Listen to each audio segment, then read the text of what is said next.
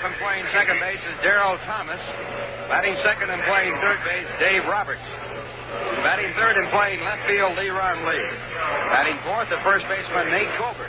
Batting fifth and playing right field, Larry Stahl. Batting sixth, the center fielder, John Jeter. Batting seventh and catching, Fred Kendall. Batting eighth, the shortstop, Enzo Hernandez. And the pitcher, Mike Caldwell, batting ninth. For the New York Mets, Willie Mays will lead off. He'll be at first base. Batting second, playing shortstop, Bud Harrelson. Batting third and playing right field, John Milner. Batting fourth, playing third base, Jim Fregosi. Batting fifth and playing left field, Jim Beecham. Batting sixth and playing center field, Ted Martinez. Batting seventh and catching, Jerry Grody. Batting eighth and playing second base, Wayne Garrett. And the pitcher, Gary Gentry, batting ninth. So manager Yogi Berra trying his best to work out some sort of a lineup against the left-hander. As the Mets riddled by injuries for the ball game, Dave Marshall reported ill. He was out of the lineup in the first ball game because of upset stomach. And in the ball game, the Mets used Ted Martinez playing right field. Here today in his second game, he's playing center field. Jim Beecham is playing his first game in the outfield for the Mets as Yogi Berra trying to get right-hand hitting into the lineup against the left-hander. The Mets are winning that first game, one game back of the Pittsburgh Pirates. And they now have a record join of 43 wins and 27 losses. So far this year, the Mets have played 3 doubleheaders. They have won 2, lost 1, and they have split none. And the home plate umpires still at home plate as they discuss various things taking place here in the ballpark before a big crowd that saw one of the most exciting ball games played here at Shea since their opening in 1964. It's almost a duplication of a ball game pitched by Tom Seaver against Chicago on July 9th, 1969, when he had a no-hitter and a perfect game going into the ninth inning. He got the first batter out, but Jimmy Qualls singled to left field to break up his bid for the perfect ball game. And now, the New York Mets take the field. Willie Mays at first base, Wayne Garrett at second, the shortstop Bud Harrelson, the third baseman Jim Fregosi, in the outfield Jim Beecham, in left field Ted Martinez, in center field, and John Milner playing out in right. The catcher, Jerry Grody. Right here, here's one of your favorite Mets. I'm Jerry Kuzman of the Mets. This broadcast comes to you through the courtesy of WIZR. Is authorized under radio rights granted by the New York Mets solely for the entertainment of our audience. Any publication, reproduction, or other use of the description and accounts of this game without the express written consent of the WIZR. Tomorrow night we'll conclude the series with the San Diego Padres, and the last time the Padres will play here in New York City this year. Scheduled pitchers are John Matlack for the Mets with a record of 8 wins and 4 losses. He'll be opposed by Steve Arlen. He's won 7 and lost 8. And then over the weekend, the Dodgers play their final 3 games at Shea Stadium this year. The Dodgers on July 7th, a Friday night game, a day game on July 8th, Saturday afternoon, and a single game on Sunday, July 9th. San Francisco, for their final 3 games, conclude the homestand. The Giants play Monday night, July 10th, Tuesday night, July 11th, and Wednesday afternoon, July 12th. Mets then go on the road to the West Coast, and then the All-Star break. After the All-Star game, they open up against Pittsburgh, and then come home to start the second half of the season against Montreal, playing Montreal July 29th, that's Saturday night, July 30th, Sunday afternoon, and a night game on July 31st. Philadelphia for a twilight doubleheader on August 1st, and then the Phillies on the second at night and a day game on the 3rd. Chicago will conclude their next homestand as they play Friday night, Saturday, and Sunday on the 4th, 5th, and 6th of August. Right here, the first pitch of the ball game, and Gary Gentry gets a strike on a strike call by home plate umpire Andy Olson. Game number 71 for the Mets, and the batter for the San Diego Padres, Darrell Thomas. Next pitch back to the left-hand batter, a high curve, and it's 1 ball and 1 strike. Gentry with a record of 3-6. One of his wins this year against San Diego. He has a lifetime mark against San Diego, 5 wins and no losses. The right-hander's curveball misses outside. It's 2 balls and 1 strike. Darrell Thomas in the first ball game was 0 for 4. Padres sent only 31 men to the plate in that one-hitter by Tom Seaver. And the pitch back, fouled back, a fastball foul off. It's 2-2.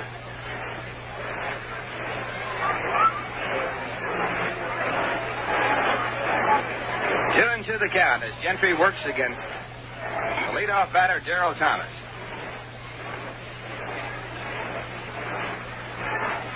And the next pitch. Fastball high and inside. 3 balls, 2 strikes.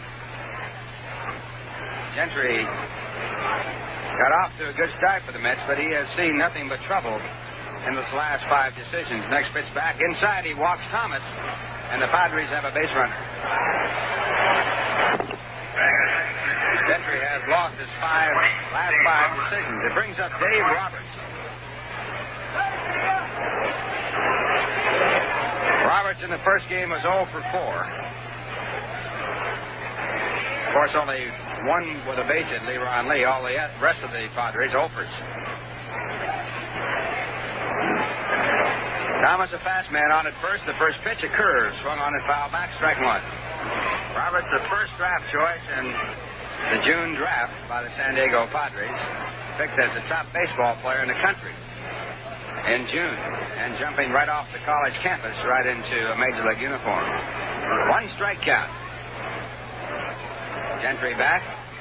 And a ground ball hit in the hole. Harrelson will go to second base as he fields the ball for the force play, but the throw to first is not in time, so the Mets cannot get the double play. And now at second base, Garrett is hurt. Another injury for the New York Mets. Garrett lying on the ground. He's hurt, rolling over. Thomas slid into him as he tried to break up the double play, and Garrett is on the ground.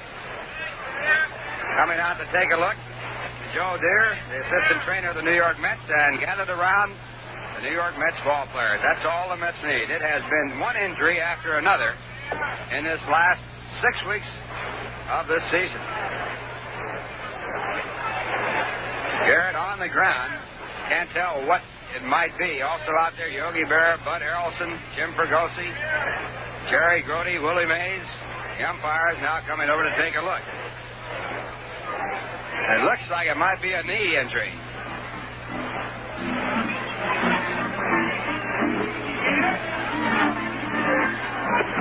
Here's the final score in the Cincinnati-St. Louis game. The Cincinnati Reds defeated the Cardinals 6-1. The winning pitcher, Grinsley, he went all the way, pitching a 9-hitter. His record now 6-2. Losing pitcher, Recipio Spinks, his record now 5-5. Cincinnati got in for 5 runs in the second inning. No home runs in the ball game, and St. Louis having their 7-game winning streak stopped. And they dropped now to 7 games back of the Pittsburgh Pirates. 6 games back of the Mets, and they have dropped into a half game back of the Chicago Cubs, who are in third, 6.5 games out. The Cubs play Atlanta in a doubleheader tonight. Pittsburgh plays a single game with Houston. Garrett now walking around, and he appears that he might be able to stay in the ball game. He's limping slightly, and he now goes down and rubs his left knee, flexes the knee, and walks around some more. Yogi Berra started to walk away, now comes back. And it looks as though Garrett is going out of the game, and it's going to be Ken Boswell to come in. So another injury for the New York Mets.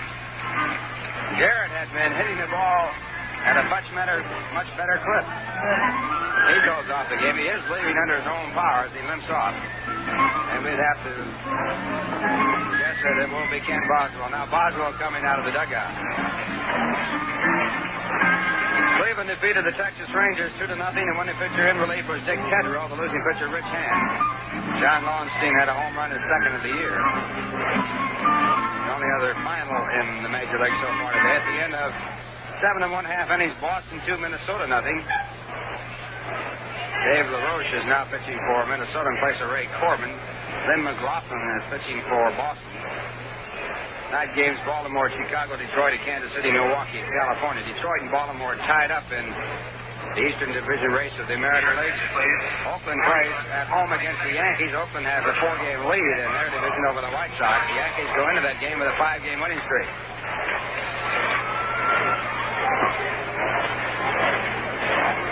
Time called as Boswell throws a few to get loose.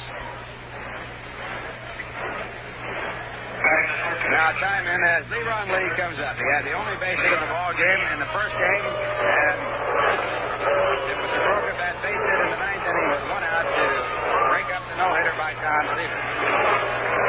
Lee 1 for 3 in that game.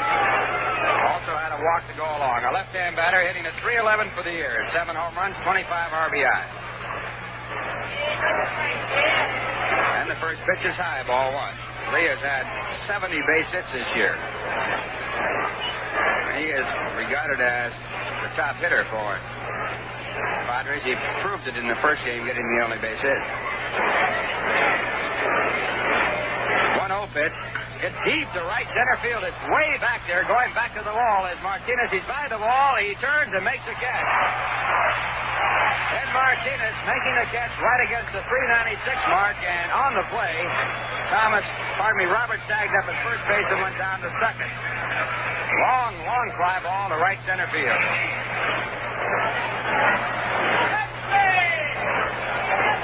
So a runner in scoring position. With 2 men out and the batter coming up is Nate Colbert. Colbert grounded into a double play to end the ball game in the 9th inning for the Padres. He represented the tying run. He was 0 for 3 against Tom Seaver. He reached first base on a walk. Seaver walked 4 batters in the game. The pitch back to Colbert is outside. A fastball missing, ball 1. Colbert hitting .220 with 15 home runs, 46 RBI.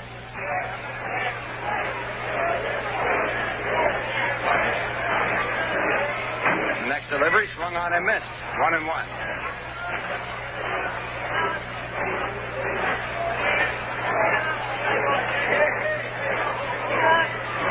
Martinez has played 3 infield positions, all 3 outfield positions this year. He has done such a job. 1-1 pitch to Colbert. Colbert fouled off in the count 1-2.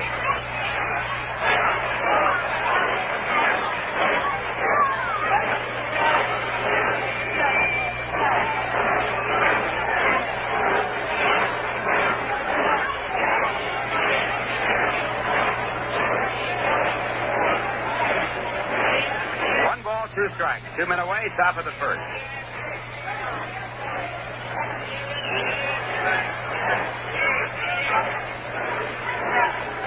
And the next delivery. High fastball. Taking the throw down to second base. Robert scampers back.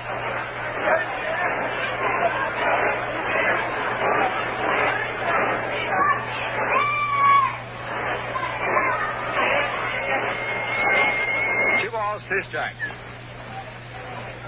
And Gentry's next delivery, it is hit out to center field. A high fly ball. A wind drifting the ball toward right center. Martinez moving over, making a catch in the side side. No runs, no hits, no errors, and a walk. 1 man left at second, and the score after 1/2 inning, the Padres nothing. The New York Mets coming up. Globe Supply, downtown Saratoga, is the place to go for Raleigh and Columbia bicycles. You will find a large selection to choose from, and they come in all speeds, from coaster to 10-speed. Every new bicycle purchased at Globe Supply comes fully assembled and carries a 90-day service and maintenance guarantee. You can also have your bike repaired by experienced mechanics at Globe. For all your bicycle accessories and parts for English or American bikes, shop Globe Supply, downtown Saratoga. Open daily from 8:30 to 6 p.m. and Friday nights till 9. Personal service you can trust. There's only one place in town where you can still find this is true. Ernst Brothers. For 3 generations, Ernst Brothers has served the Saratoga County homeowner, and that tells it all. For your aluminum siding work this summer, call George Ernst, and he'll give you a free estimate. Dependability speaks for itself, and after 3 generations of hard and dependable work, Ernst Brothers is ready to serve you. So phone 584-1859 for Ernst Brothers.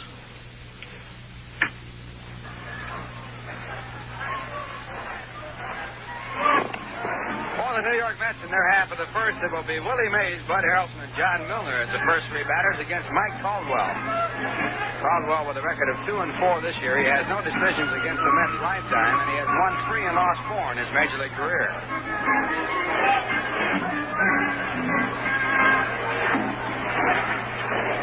Padres out in the first half inning. And now the Mets coming up for the first time. They won the first game 2-0.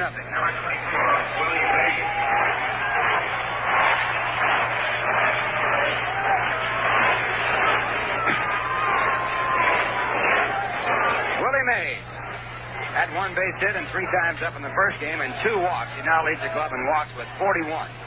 Harrelson has 40. He's the on-deck batter. Mays on base 3 times in that first game, but he did not score. And the first pitch is in for a called strike. Mays hitting .240, has 31 hits, 41 walks. He's been on base 72 times in his first 46 ball games. 1 strike pitch, hit hard at the shortstop, fielded there by Hernandez. That throw to first in time for the out. That'll bring up Bud Harrelson. Bud had a base hit, and 5 times up was robbed of a base hit in that first ball game. Harrelson hitting .206.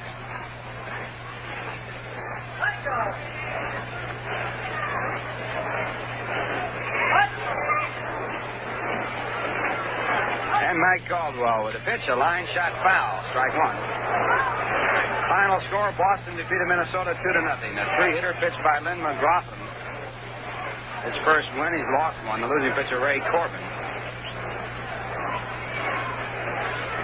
Juan Beniquez had a home run his first and came in the 6th with no one on for the Red Sox. Next pitch to Harrelson, low and outside. Sinking fastball, 1-1. The report on Wayne Garrett, a strained left knee.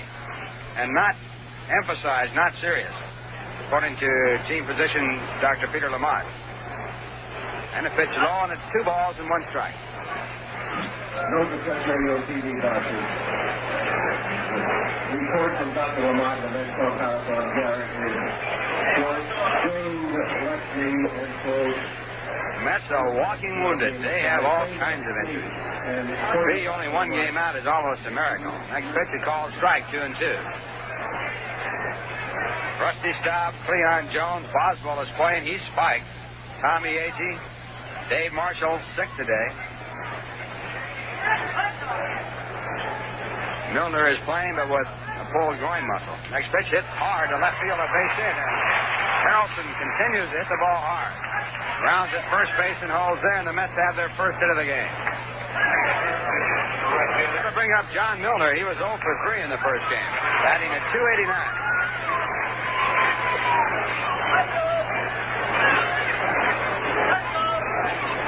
Billy Mays is playing. He also has a slight Charlie horse. Harrelson on first, 1 away. Milner, a left-hand batter. Milner with 8 home runs, 19 RBIs. And he takes low and outside a ball.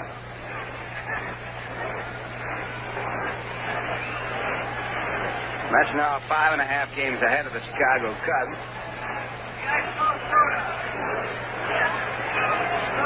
Go to first base, Harrelson back.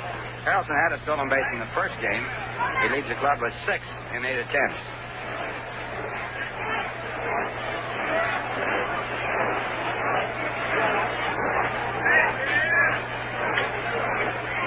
One ball, no strikes. The next pitch pops up back at third. Going back, a tough chance for the third baseman is Dave Roberts, and he makes the over-the-head catch. Good play in foul territory. Harrelson back to first base after the catch, and it brings up Jim Fregosi. Fregosi was 0 for 2 in the first game, and he was the center of big controversy in the third with the bases loaded and the 3-2 count. Clay Kirby, the starting pitcher, threw a 3-2 curveball way outside. Must have been a foot off the plate, but Fregosi started to swing. He held up. The wire called it ball forward, walked in a run. The first base umpire at that time was Andy Olson. He verified the call, but Don Zimmer, the manager of the Padres, got kicked out, arguing the play. Throw to first base, Harrelson back. No tag by Colbert. So the Mets led 1-0 with the walk coming, forcing a run, and then Kranepool, the next batter, walked in the 3-2 pitch.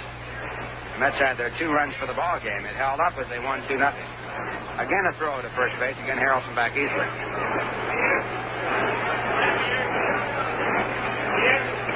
Fregosi hitting .251 with 4 home runs and 23 RBIs. Time call as Fregosi steps out of the batter's box.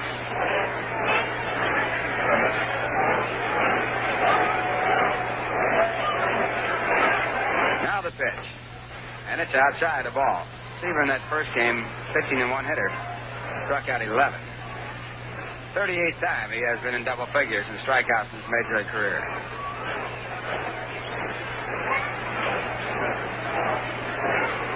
1-0 the count, and Fregosi takes a strike. 1 ball, 1 strike.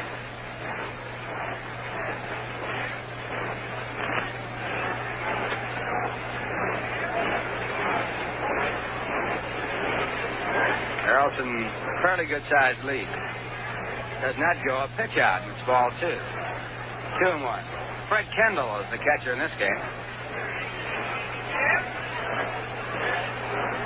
Pat Corellis was the catcher in the first game. Starting catcher, Lefley, also caught.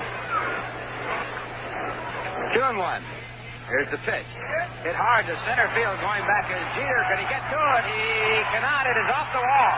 Harrelson rounding third, and he's going to be sent in. And he scores, and the Mets lead 1-0.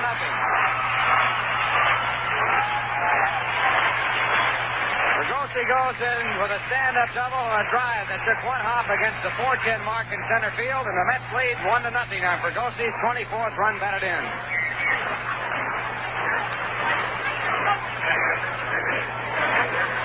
We pause now for station identification. This is the New York Mets Baseball Network. 102.3 on your FM dial. In Saratoga Springs, New York, the voice of Mets baseball, this is WKAJ FM.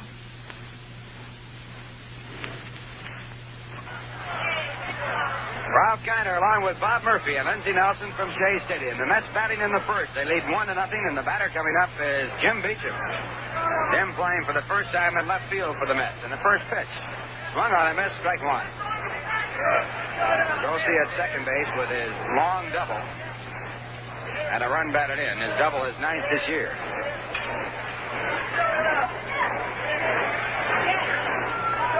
Caldwell back, and the pitch is swung on a miss, strike 2. At the start of the game, Rusty Staub was hitting Pepper in the bullpen for the Mets. He also did that in the first ball game.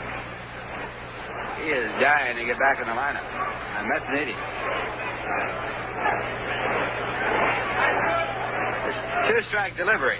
It is just outside. 1 ball, 2 strikes.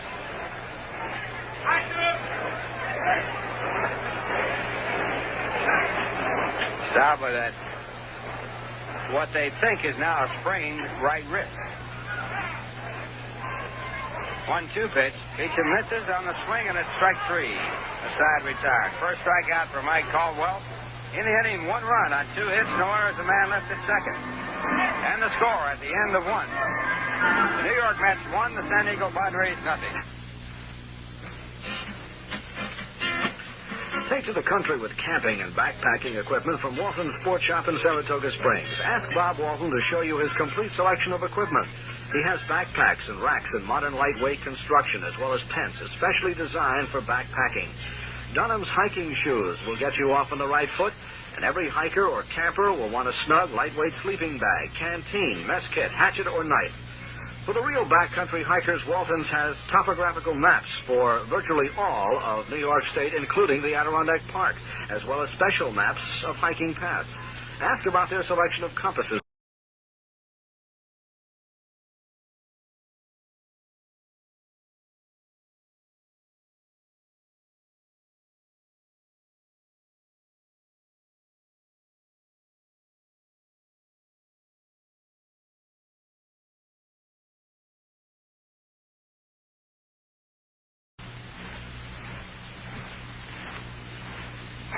It's the top of the second inning. The Mets leading 1-0 in the second ball game. They won the first 2-0 on Seaver's one-hitter.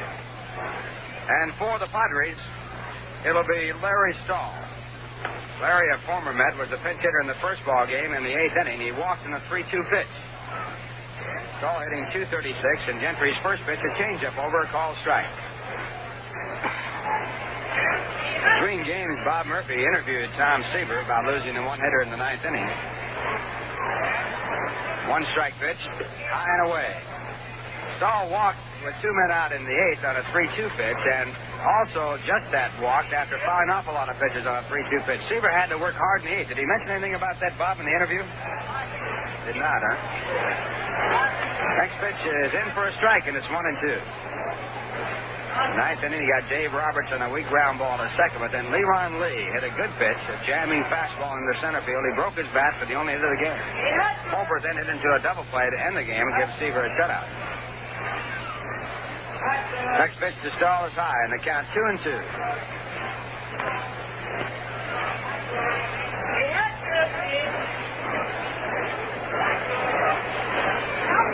Gentry back.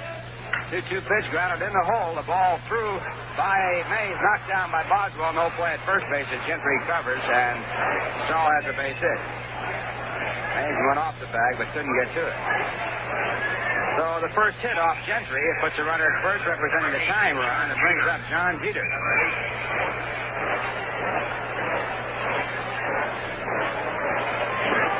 Jeter, a pinch hitter in the first ball game, struck out. Batting .230 for the year, 5 home runs, 12 RBI. Mets leading 1-0. San Diego with a runner at first, no one out in the top of the second. First pitch, outside and low, it's ball 1.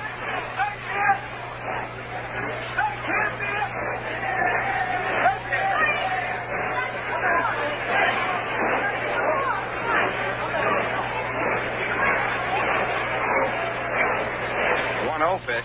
Jeter misses a fastball. It's 1-1.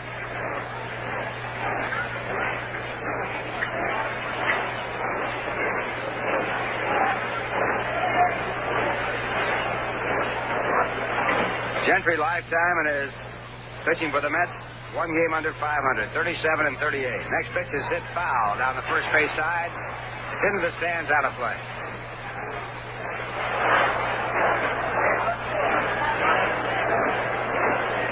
Ball, 2-strike count. The sun shining brightly on this 4th of July. Big crowd on hand. The Mets' next home doubleheader will be on August 1st. It'll be the Philadelphia Phillies and the Twine-Nighter. Next pitch grounded to second. It's made for a double play. Over to Harrelson on to first base. In time for double play. Oswald to Harrelson to Willie Mays, and Mays with a good stretch, taking the throw a little offline and completing the double play.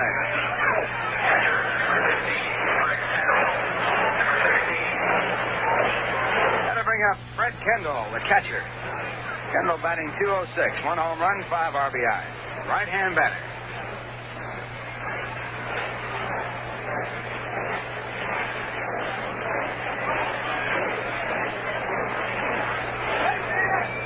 Gentry with his first delivery. It's over, a called strike.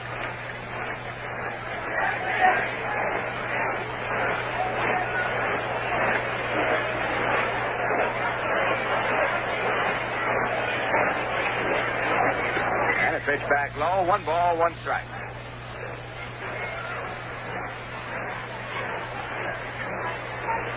Mets have won 5 and lost 2 to the Padres this year. Next pitch is popped up to second base. Boswell back, shading from the sun, is under the ball. He makes the catch. And the side retires. No runs, 1 hit, no errors, a double play, and no one left in the score after 1.5 innings. The Mets won, the San Diego Padres nothing. Are you in casual dress? Want a wonderful restaurant to eat and relax in? Visit the Club Circle Restaurant and Motel. From soup to antipasto for 2. The menu is sure to include something you'll like. Have the time of your life. Visit the Winstons at the Club Circle Restaurant and Motel out Crescent Avenue on Lake Lonely. What a welcomed pleasure.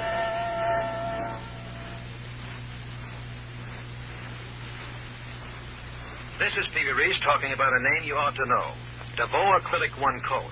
It says all you need to know about a great way to protect your house. DeVoe means 200 years of painting know-how. Acrylic means a tough modern coating that keeps any kind of weather away from the wood. One coat? Well, one coat means just that. Next time you get ready to paint your house, get the paint with the name that says it all. DeVoe Acrylic One Coat. Rainbow color sure to please our from DeVoe and Stanley.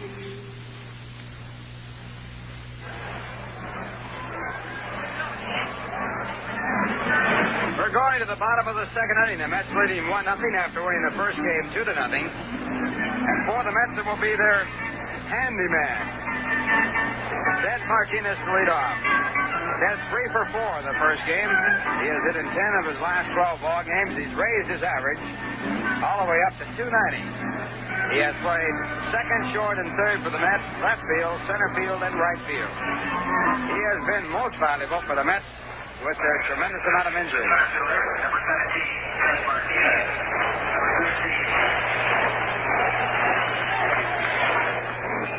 On the mound, Ralph Michael Caldwell. First pitch is blowing outside. It's ball one.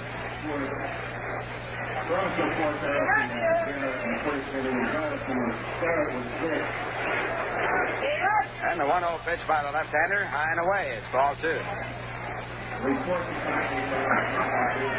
Last year, Caldwell with San Diego was in 6 games. 1-1 loss none. The 2-0 pitch. Swung on and missed, 2-1.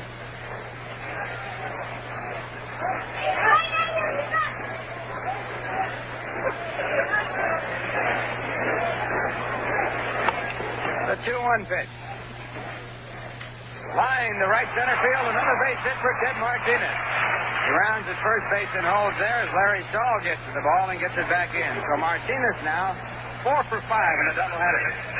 That's after third base hit. And it brings up Jerry Grody.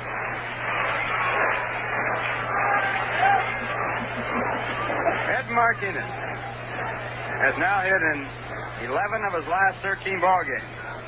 His average continuing to climb on up, getting close to the 300 mark.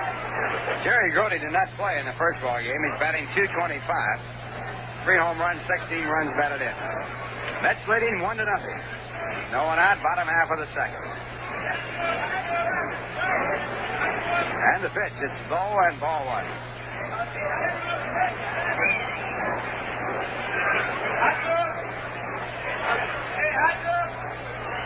Duffy Dyer caught the first ball game. Duffy was 0 for 3 with a walk. Go to first base, Martinez back. Martinez stole third in the first ball game. So the Padres are aware that he can fly. Again, a throw to first base. Again, Martinez back easily.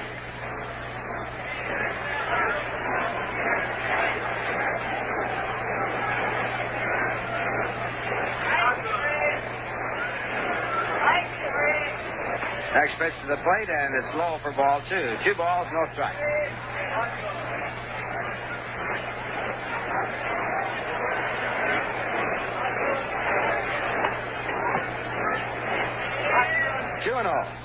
Martinez edging off at first. Here's the pitch. Grody bounces it out towards second base. Thomas fields the ball in front of the baseline and throws backhanded to the shortstop covering at second for the force play. And Grody exchanges at first base as Martinez is out. I bring up Ken Boswell, who replaced Wayne Garrett, who was injured on a play at second base when Thomas slid into him and bruised his knee. Boswell batting for the first time in the doubleheader. He's batting 175.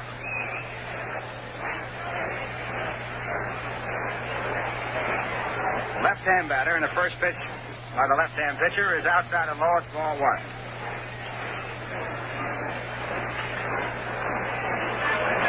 The attendance here today, 41,726. Paid attendance of 40,460. Next pitch to Boswell is swung on and fouled down in the dirt.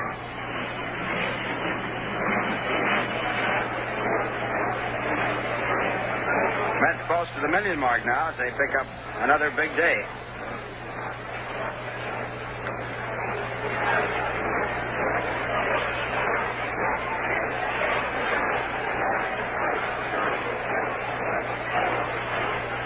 Next pitch to Boswell, hit hard right at the first baseman Colbert. He fields the ball, throws to the shortstop covering second. The throw back to first base is in time.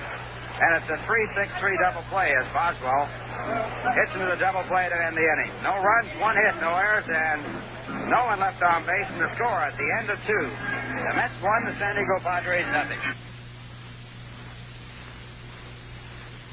Many people today are finding it hard to find a home within their price range. Well, here's a tip. See the folks at Holiday Manor Mobile Homes and find out what they can offer. They can supply a mobile home to suit your budget. You pick the interior decor, and you can even custom plan the floor plan to suit your requirements. Holiday Manor can help you find a home you can afford and one that's designed to your needs. They represent a full line of mobile homes, including modulars and regular 12-wide homes. They're fully staffed and fully equipped. A fully trained service crew can set up your home and keep it in top repair. When the question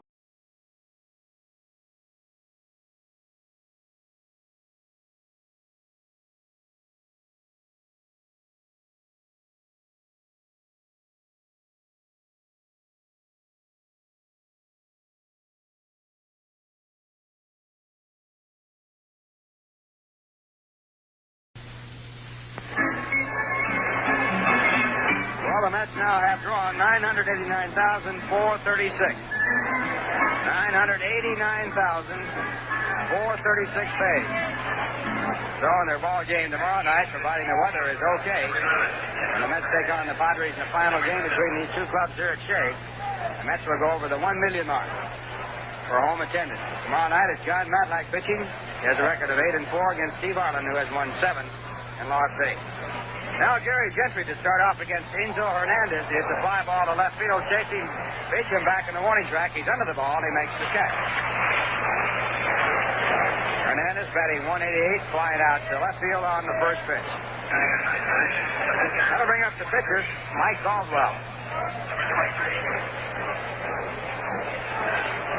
Caldwell, a right-hand batter. He's a left-hand pitcher. Caldwell has been up 10 times. He has yet to have a base hit. Gentry's pitch is blown outside the ball.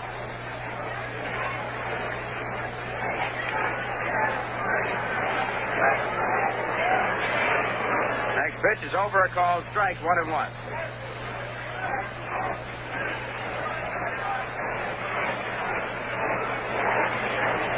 One delivery. Again over, a fastball, called strike 2. 1-2.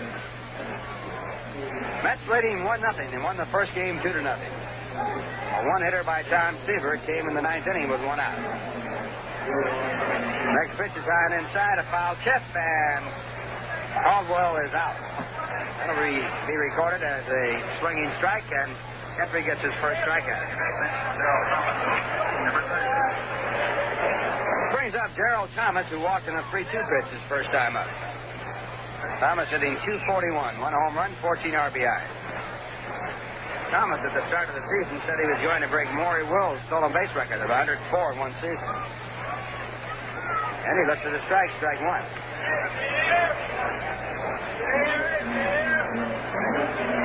Thomas has 4 stolen bases in 8 attempts. Next pitch is swung on and missed, strike 2.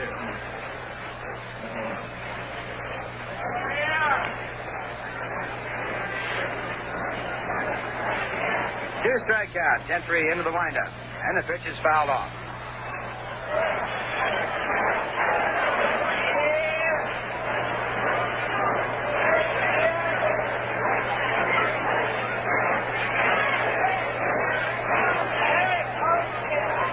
Once again, the sign's out for Gentry.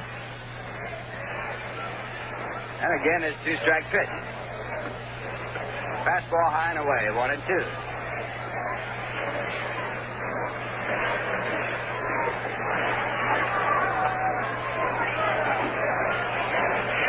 Next delivery, curveball bounced through the middle, fielded by the center fielder Martinez as the ball cannot be reached by Bud Harrelson. The ball might have been touched by Gentry as he reached back with his bare hand. Ball not hit hard, but right through the middle. Second base hit for the Padres in this ball game, and Thomas has his first hit of the day. He's now 1 for 5. That brings up Dave Roberts.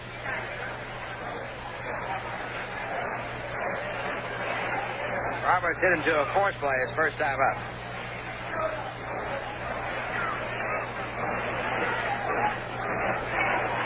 Mets leading 1-0. The Padres with the runner at first base, 2 men out, and the runner going. The pitch is outside. The throw by Brody is in plenty of time, and Thomas is thrown out for the 5th time in 9 tries inside the car. In the inning, no runs, 1 hit, no errors, and no one left on base. And the score at the end of 2.5 innings, the Mets won, the Padres nothing. Love just one, don't mix love. You miss the fun. Love us all, the love just one. Don't miss love, you'll miss the fun.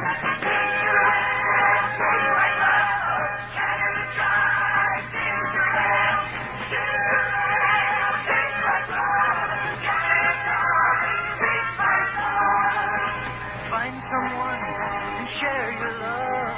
Find someone and dare to love. Find someone and share your love. Find someone and share your love.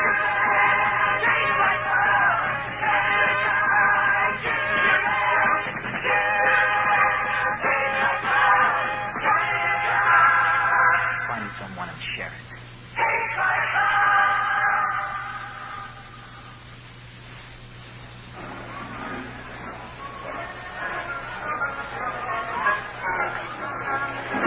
We're going to the bottom of the third. The Mets leading 1-0, and the first batter for the Mets will be the pitcher, Gary Gentry. Mets have 1 run on 3 hits.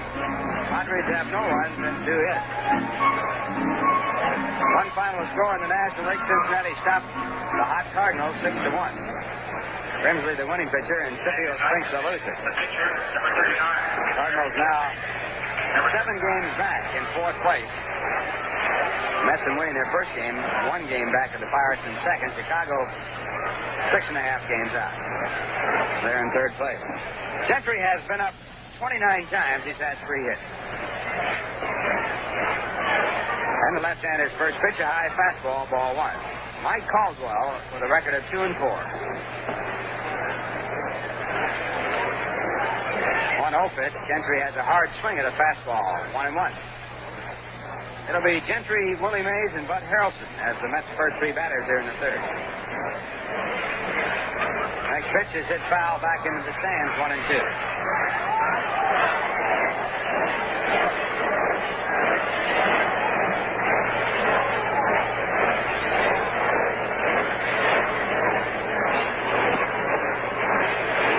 Next pitch again foul off. This one right into the Met dugout. So the count remains 1 ball and 2 strikes.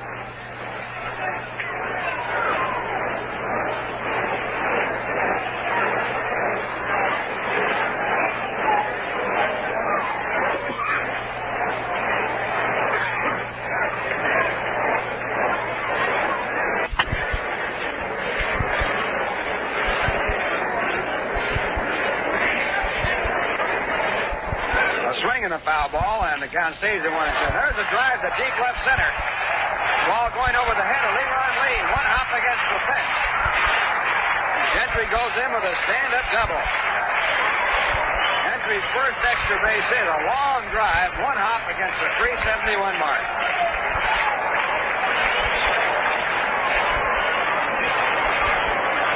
So the Mets get their 4th base hit in the ball game. That's Gentry's 4th of the season. He's been up 30 times, and it brings up Willie Mays.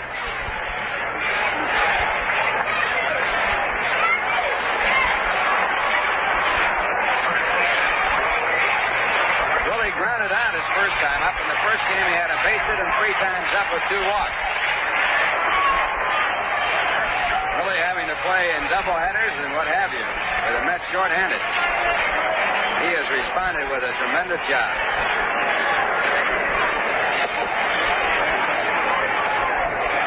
Mets leading 1-0. They have a runner at second with no one out. And the first pitch to Willie Mays. He bunts it out toward the first base side. It's fielded by the pitcher. Mays on the sacrifice moves Gentry over to 3rd. Mays trying to push that ball by the pitcher, but he couldn't quite get it out far enough. Caldwell came off the mound to field the ball. He went down to both knees to field it, but he got up and threw Mays out at first. So on the sacrifice, the runner at 3rd base with 1 man out and Bud Harrelson coming up. Bud singled his first time up and has scored the only run of the ball game. He's batting .209. Leads the club in runs scored with 36. He has 52 base hits. Padres playing their infield in for play at the plate. And the first pitch is hard to left field. It'll be back there where it is caught by Lee, but tagged up at 3rd base is Gentry. He scores easily. So Harrelson on the sacrifice fly puts the Mets ahead 2-0. His 13th run batted in.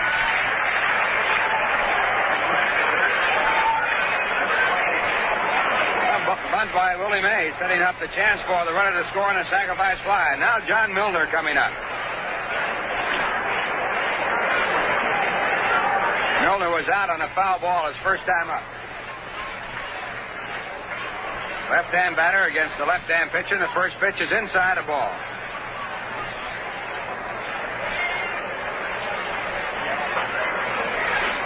Milner hitting a .287.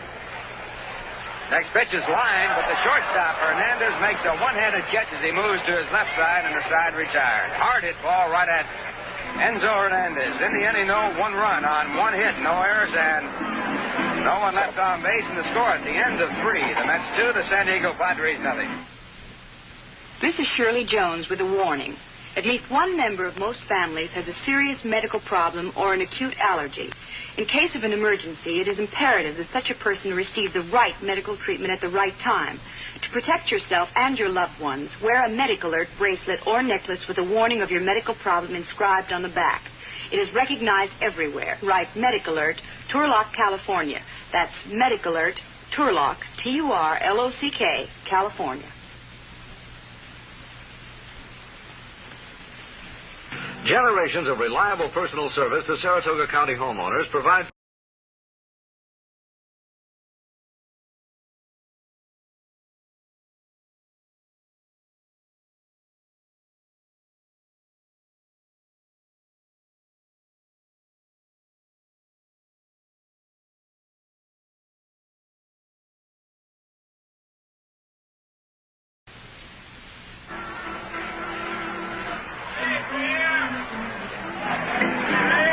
Going to the top of the 4th inning, the Mets, of course, can carry a roster of 25 men, but the Mets down to about 18 with all the injuries they've had, and they're banking on the pitching of Gary Gentry here in the second game of the doubleheader. The first game won by Tom Seaver 2-0. Tom getting a 1-hit ball game, giving up the only base hit with 1 out in the 9th inning. Now Gentry working on a ball game, leading by a score of 2-0. And here for the play-by-play as we go to the 4th, Bob Murphy.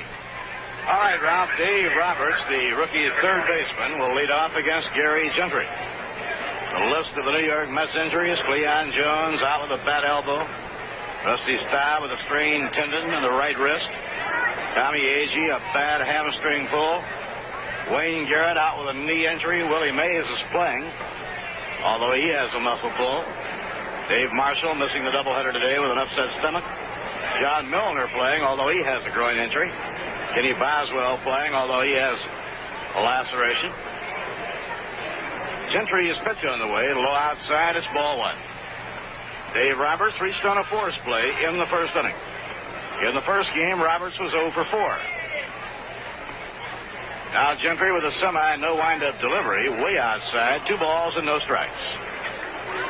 Crowd of 40,000 for the Twin Bill at Shea this afternoon, and for a change, we've had marvelous baseball weather. Now Gentry siding in the 2-0 delivery. Hit in the air to center field. Ambling back, Teddy Martinez, he looks through the glasses, makes the catch. Oh, keeping Teddy Martinez busy in center field. That is his third putout. Leron Lee hit a fly ball all the way to the fence in deep right center in the first inning, and Teddy Martinez went back to the wall to get it. Crowd here at Shea booing Leron Lee because he had the only hit off Tom Seaver in the first game, and it came with 1 out in the 9th inning.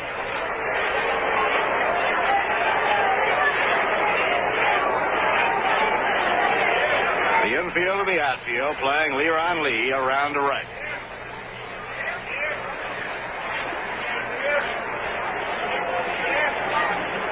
Now the pitch thrown by Gentry, lined hard up the middle, a solid base hit by Leron Lee.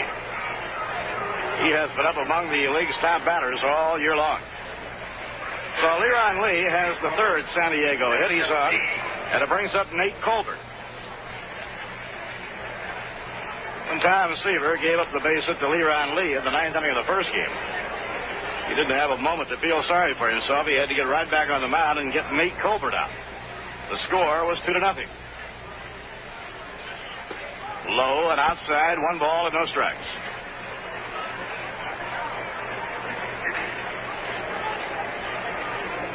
Power hitter Nate Colbert, right-hand batter waiting. The pitch by Gentry. Good pitch over the outside corner. 1 ball and 1 strike. Tomorrow night, the final game of this 3-game series with San Diego. John Matlack will be after his 9th win of the year. He has a rugged mound opponent in Steve Arlett. And a grounder that is hit down to third foul. No play. Fergosi Hamlin gets throwing on to second base, but a foul ball. Leron Lee, not realizing the ball was foul, slid hard into Kenny Boswell. He was trying to break up a double play.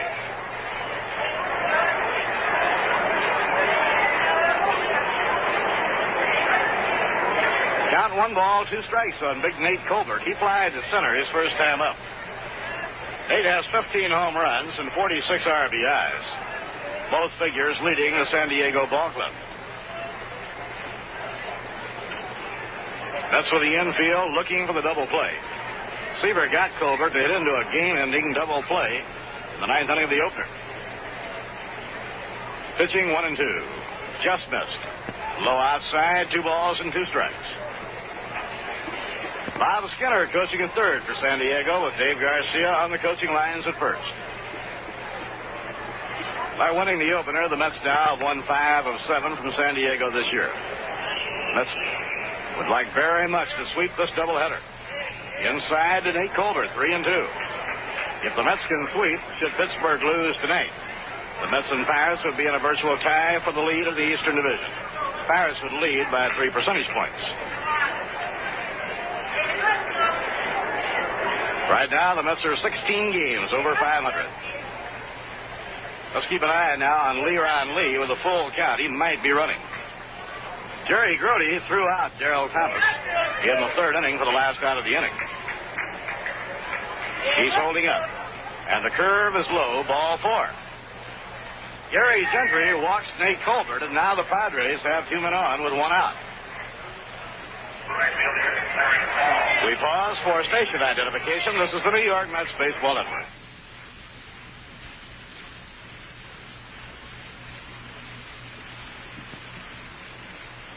FM radio in Saratoga Springs, New York, bringing you New York Mets baseball. This is WKAJ 102.3 in your FM dial. Padres are threatening. The Mets lead by a score of 2-0. Larry Stahl, left-handed batting outfielder, waiting. Curve breaks over the heart of the plate for a strike. Larry spent a brief period of time in the major leagues with the New York Mets. Not a bad hitter. He's a pull hitter, so the Mets play the outfield around to right. Around comes the arm, swing, and a foul tip. And the count strike 2 on Larry Stahl. Center fielder John Jeter is on deck. San Diego just starting a road swing. They go from New York to Philadelphia to Montreal. Then they go back to California, and the Mets go into San Diego. The 2-strike delivery misses outside. The curve stayed wide. It's 1 ball and 2 strikes on the left-hand hitter. Teddy Martinez shaded toward right center. And John Milner playing a fairly deep right. Angle of the sun right now is pretty tough on the right fielder. Here's the pitch. Swing and a miss. He struck him out. Gentry fanning Larry Stahl.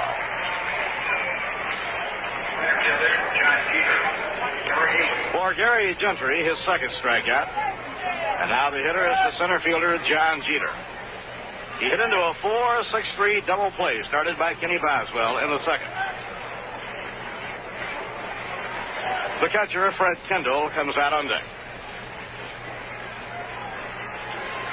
New York 2 runs on 4 hits, no errors. San Diego no runs, 3 hits, no errors.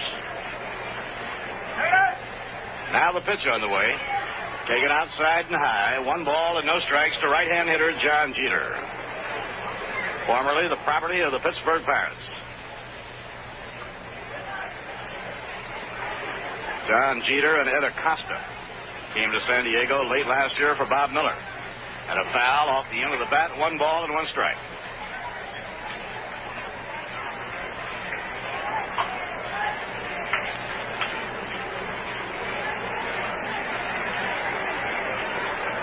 Leron Lee, the lead runner on second. Nate Colbert is on first base.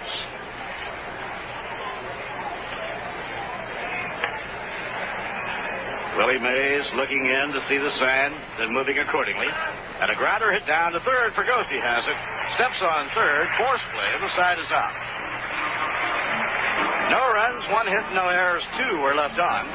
At the end of 3.5 innings, the New York Mets 2 and the San Diego Padres nothing. Well, the Dodgers and Giants pay their final visit to Shea Stadium on this homestand. The Dodgers will be here at Shea this Friday night, Saturday afternoon, and Sunday afternoon. With the Giants coming in for action on Monday night, Tuesday night, and Wednesday afternoon. Right now, the Dodgers have been struggling. The Giants have been hot. Dave Kingman has raised his home run to total to 20. He is only 1 behind the Major League leader, Johnny Bench. Willie McCovey is back in action for the Giants. And, of course, there's the exciting Bobby Bonds and Sam McDowell. We hope you're planning to see some of the action on the current homestand. Let's play San Diego tomorrow night, the Dodgers Friday night, Saturday, and Sunday. The Giants next Monday night, Tuesday night, and Wednesday afternoon. The advanced sale window here at Shea Stadium opens 7 days a week for your convenience. If you prefer to get your tickets in Manhattan, the ticket outlet is at Grand Central Station. On Long Island, it's at Macy's and the Walt Whitman Shopping Center in Huntington. Additionally, ticket reservations can be made at all Howard Clothes stores.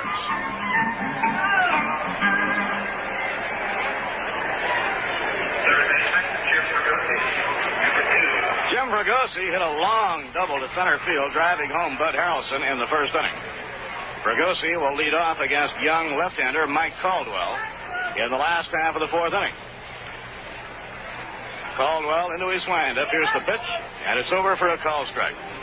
Padres will tell you that Mike Caldwell reminds them a great deal of Ron Paranowski. And the pitch on the way. Screwball on the outside corner, strike 2. Mike Caldwell pitched at North Carolina State. This is only his 2nd year in professional baseball. 2-strike delivery. Inside moves the hitter, Jim Fregosi, away from the plate. 1 ball and 2 strikes.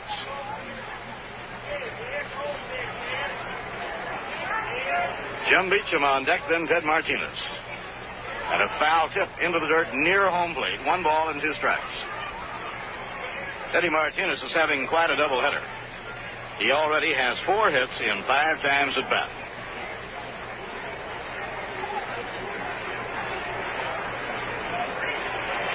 Here's the windup of the pitch by Caldwell. A grounder smacked down to third.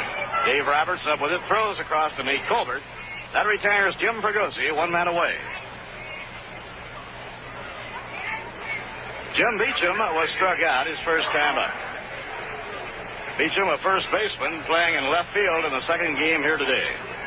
The Mets have so many injuries that Yogi really had to puzzle and work in order to get a lineup for this 2nd ball game. Yes, Beecham and Martinez both in the outfield, and both he associated with being infielders. And a ground ball hit to short, taken in the hole. Hernandez throws wide, and Beecham is on. Wide throw by Enzo Hernandez. Pulled Nate Colbert off the bag. Nate tried to make the tag as Beecham came by, but he couldn't reach him. And they're going to score that, a base hit for Jim Beecham. Ball was hit in the hole, but it was handled clean by Hernandez. He made a wide throw. He also took a lot of time making the throw. I would have to score that one an error. Teddy Martinez has raised his average now to .295. 4 for 5 of this doubleheader, and a ground ball down to first. Colbert to Hernandez for 1, back to first. No, not in time. Caldwell, the pitcher, handling the throw at first base.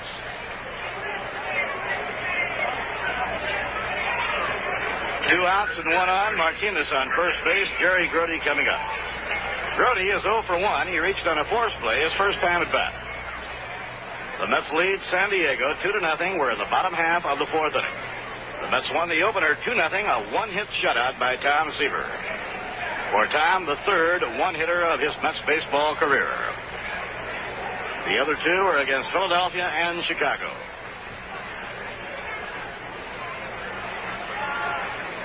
Kenny Boswell comes out on deck. And a foul off the end of the bat, coming back up into the crowd. No play. San Diego used 5 pitchers, although it was a 2-0 ball game in the opener. Mets grabbed the early lead, scoring both of their runs in the third. So the Padres were in a position where they had to put up pinch hitters to try and get even. High outside, 1 ball, 1 strike to Jerry Grody.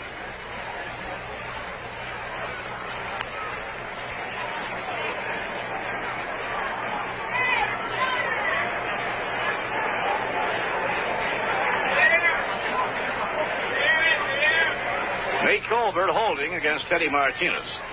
And the pitch to Grody, a ground ball. Up with the ball is Roberts on a nifty play, and he throws to second, force play on Martinez. And Dave Roberts looks like a pretty impressive young ball player around third base. He made a good pickup of a hard-hit ground ball. No runs, 1 hit, no errors, and 1 left on. At the end of 4 innings here at Shea, the New York Mets 2, the San Diego Padres nothing. I'm Jack Lemmon, here to talk about emergencies and about Medic Alert. The Medic Alert emblem is an internationally recognized sign of serious medical problem or acute allergy, and it should be worn as a bracelet or neck tag by everyone who needs it, and that's very possibly someone in your family. If you need it, wear it. If you see it worn by someone who needs help, call Medic Alert, Turlock, California. For further information and for application, write Medic Alert, Turlock, California. From an inflatable hospital in the combat area to a military hospital back home, today's casualties of war.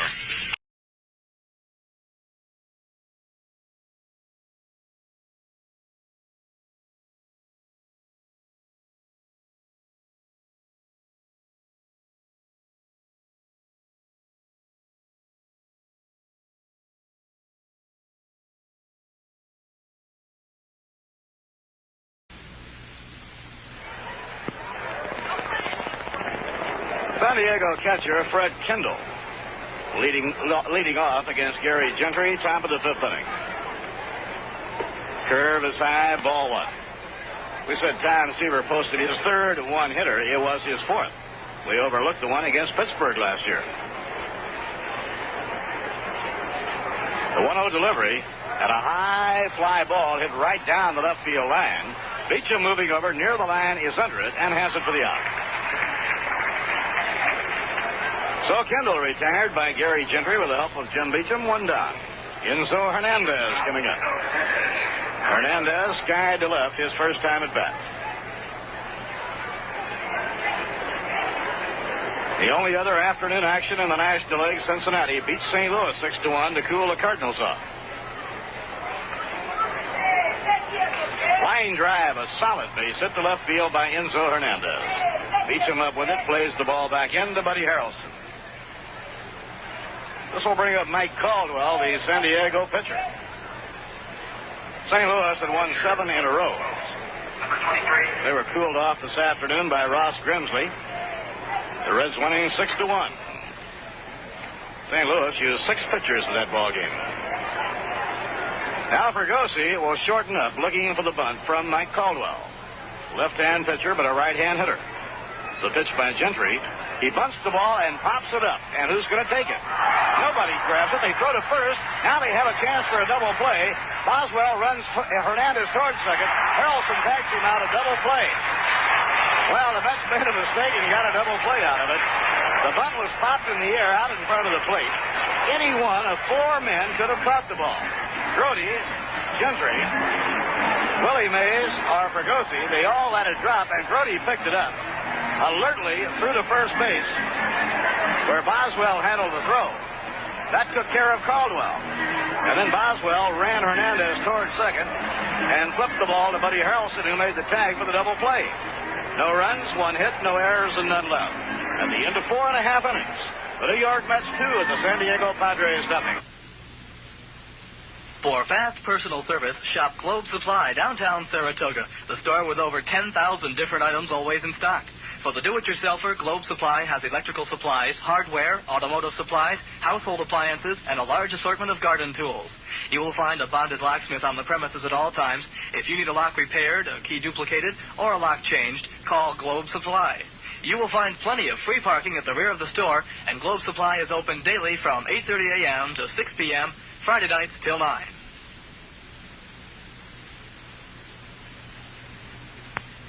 Sports fans, if it's happening in sports, you can bet you'll find it in the Saratoga, the Tri-County News, or Sunday. You'll find the most total package of weekend sports, including all the late West Coast games in the Sunday edition. If you don't believe it, take a look at this week's Sunday edition.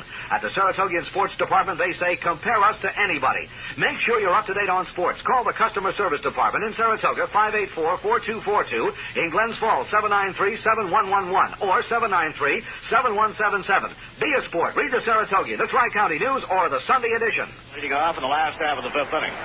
Looking back over that double play on the bunt, it might very well have been that any one of four, possibly Jerry Grote, yelled to let the ball drop. That has always been a pet play with the New York Mets, particularly with Tom Seaver and with Jerry Grote. And a line drive hit up the middle by Ken Boswell for a base hit. Anytime there's a runner on first base at a bunt situation, Jerry Grote usually will go out and tell the pitcher, be alert now for the pop-up. Because if you can glue that runner to first base, let it drop, and throw to first in time to get the batter, then you have a tag play and a great chance for a double play. Well, we have a check now from the dugout, and Yogi Berra says that Gary Gentry yelled trap it. So it was Gentry who yelled to let the ball drop. Kenny Boswell on first with a single, and now San Diego looks for the bunt with Gary Gentry up. He bunts the ball, foul, strike one. Most of the pressure in the TV boxes, although that's every getting double play, according to Yogi, Gentry yelled catch on the ball. Now time is called, and Fred Kendall goes out to talk with Mike Caldwell. He might very well be going out to talk to him about the same thing, be it. Heads up now in case he pops the ball in the air. Get that ball popped up on the bunt out in front of the plate, and that runner has to stay at first base. He's trapped there. Here's the pitch on the way, high inside. The key to it is making that play at first base quickly, so you still have plenty of time to get the runner after he breaks for second. 1 ball and 1 strike on Gary Gentry. Mets leading 2-0, bottom half of the fifth inning. And a throw to first by Mike Caldwell, just lobbed over to Nate Colbert. Boswell is on first. He singled up the middle, leading off in the last of the fifth inning. And a throw to first, not in time. Dave Roberts, the San Diego third baseman, is playing halfway in toward the plate against a bunt. Gentry's last time up, he hit a long double to left center, and he bunts foul off to the right. 1 ball and 2 strikes to Gary Gentry.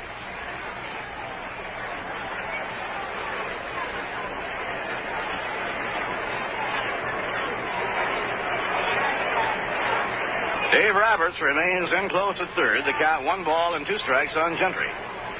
That's trying to move Boswell over with Willie Mays on deck. The 1-2 pitch, and it's over. Strike 3 called. Gentry is called out.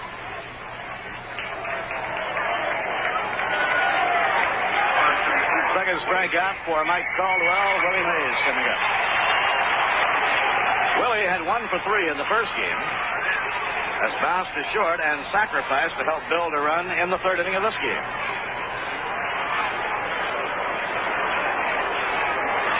Nate Colbert holds against Kenny Boswell, and Caldwell's delivery is on the edge for a call strike.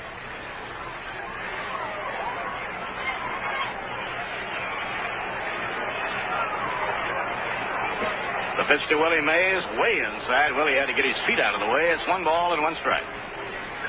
Bud Harrelson is on deck. Buddy has singled and knocked a run in with a fly ball to left. Now the pitch.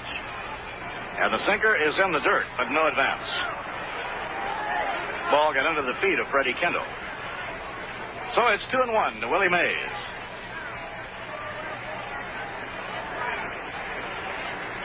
Well, we have some real superb baseball weather here today. It's quite a treat.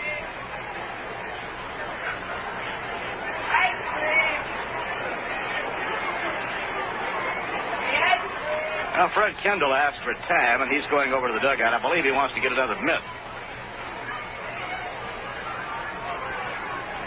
And last sinker that was in the dirt that he had to block. So he goes to the dugout, gets another catcher's mitt, and comes back. The count is 2-1 on Willie Mays. Willie hitting .238 on the year. But his on-base percentage has been real outstanding.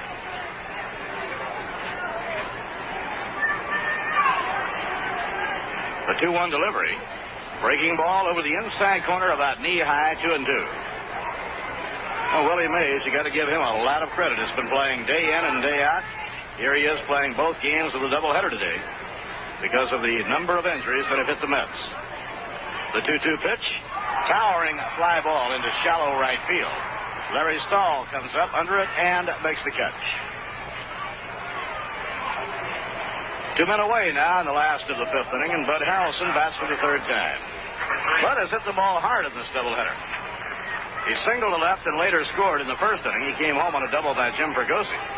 And then he drove home Gary Gentry with a line drive to deep left that was caught in the 3rd inning.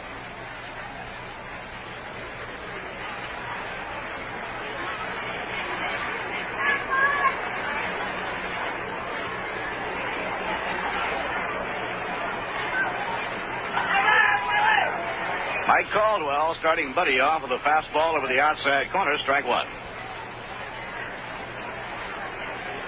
Caldwell, a 23-year-old lefty from North Carolina State.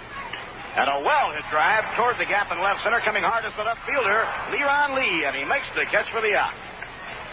And again, Harrelson hit the ball hard, but Leron Lee closed ground, running to the power alley, and picked it off. No runs, 1 hit, no errors, and 1 left. 5 innings completed, Jay. The New York Mets 2, the San Diego Padres nothing. Are you sure you have the right checking account? Well, look to us. Yes, look to us at the Adirondack Trust Company, 473 Broadway in Saratoga Springs for all your banking needs. We're a full-service bank. Look to us for checking accounts. At Adirondack Trust, we have a wide range of checking accounts that can help you in your financial life by paying bills and keeping records straight. Come in and let us help you choose the right checking account for you, depending on the number of checks you write each month. As a full-service bank, the Adirondack Trust Company has a complete range of services that helps you do all your banking in one convenient place. So look to us for help with the checking accounts, with savings, and with loans. Remember, helping is our business, helping people.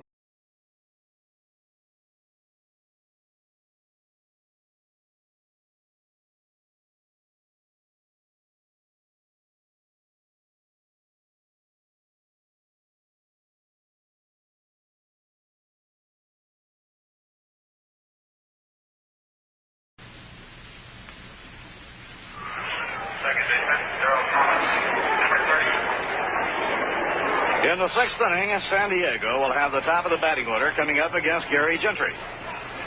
Leadoff batter Darrell Thomas has reached on a walk, and he singled to center and then was caught stealing on a good throw by Jerry Grody. Inside and low, ball 1. Darrell Thomas, the rookie, batting at .245.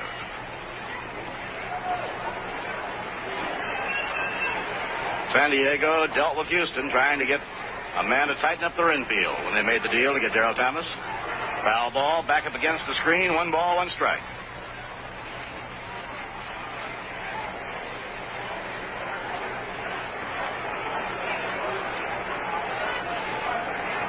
Third baseman Dave Roberts on deck, and then Leron Lee. And a curve lined into center field, a base hit. Eddie Martinez moving up on it.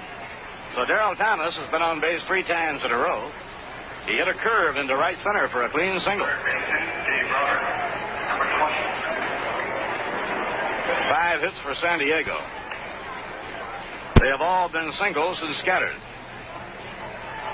Dave Roberts has reached on a force play and flied to center. Dave Roberts is 21 years old, a rookie just out of the University of Oregon. Foul ball, straight back, strike 1.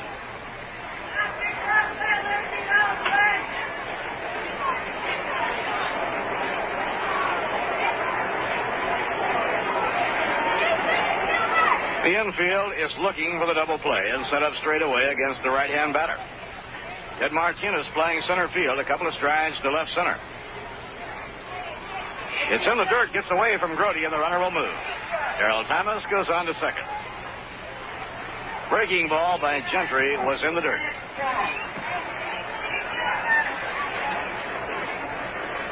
And the official score says it's a pass ball charged to Jerry Grody. But it was a curve ball that was in the dirt and hit against the shin guards of Grody.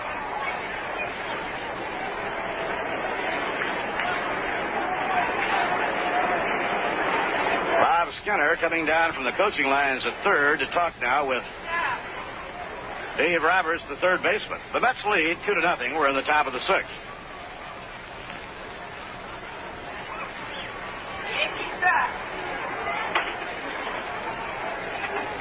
The 1-1 delivery. Ground ball hit slowly, moving in as Boswell. He grabs the hop. Throws to Willie Mays in time for the out. And Darrell Thomas legs it over to third.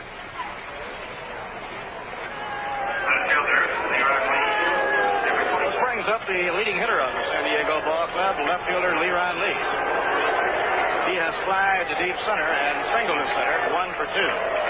Leron Lee is batting at .313.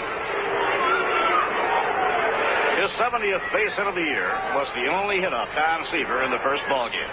It came with 1 out in the 9th inning. Let's have the infield back. They will concede a run. Here's the pitch. And a line drive, base hit to left by Leron Lee. Darrell Thomas coming in to score. And the ball is bobbled by Jim Beecham, and Leron Lee goes into second base. So it's 2-1, and the tying run is on second.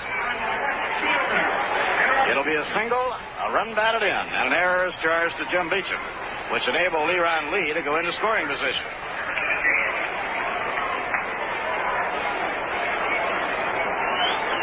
Nate Colbert, the cleanup batter, faces Gentry with a chance to tie up the ball game or put his team in front.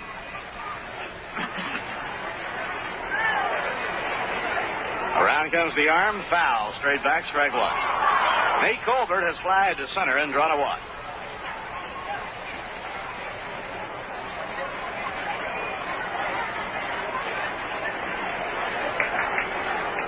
Each team with 6 base hits. New York leading 2-1. 1 out and 1 on, top of the 6th inning. Padres have just scored their first run of the afternoon. And Gentry steps off. Colbert is a right-hand power hitter who pulls the ball, and then the infield and the outfield, and let's play him around the left. The pitch by Gary, a high fly, hit the shallow center. Moving up in under it is Teddy Martinez, and he has it. Leron Lee will hold at second base.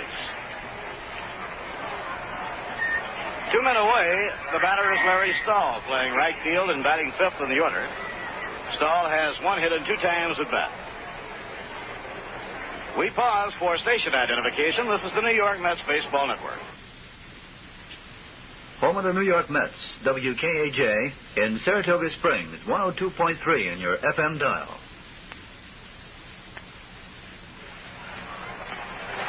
Bob Murphy with Lindsey Nelson and Ralph Kiner. Gary Gentry delivering to Larry Stahl, and a curve breaks in for a call strike.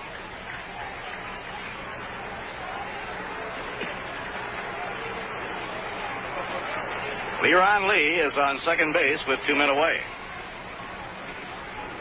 Fastball moves the hitter back from the plate. 1 ball and 1 strike.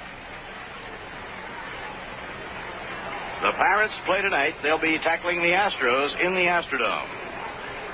One other afternoon game in the National League. The Reds beat the Cardinals 6-1. That snapped a 7-game win streak for the Redbirds. Foul ball, straight back, no play. The American League, the Red Sox beat Minnesota 2-0, and the Cleveland Indians defeated Texas 2-0.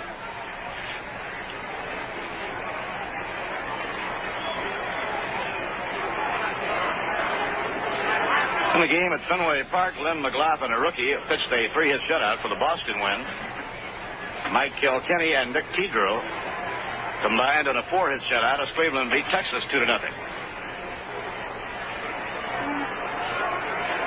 1 ball, 2 strikes. The pitch by Gary. Fouled back upstairs. He was jammed, hit right off the 5th.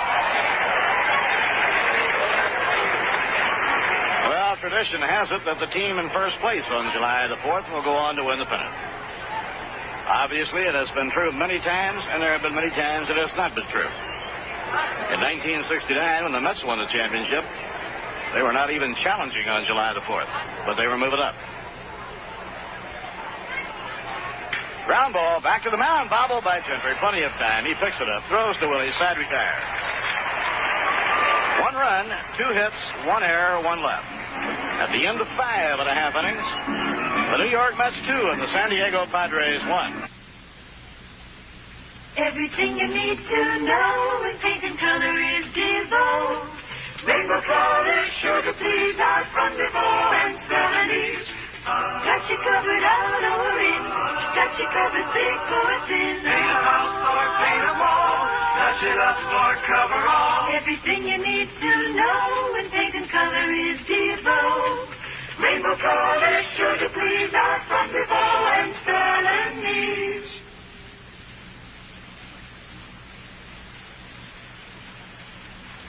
Can't you just see those kids in that pool? But they can't see you. They're blind. Come on, kids. Into the pool. Red Cross volunteer Marianne Ryan is teaching them to swim. She's one of thousands who give their time and love in all kinds of services all over the country. Maybe you don't have the hours to give the Red Cross. But think, where do you fit in? The American Red Cross. People like you, helping people like you. Last of the sixth inning, New York 2, San Diego 1. The Mets will have the heart of the batting order facing Mike Caldwell, John Milner, Jim Fregosi, and Jim Beecham.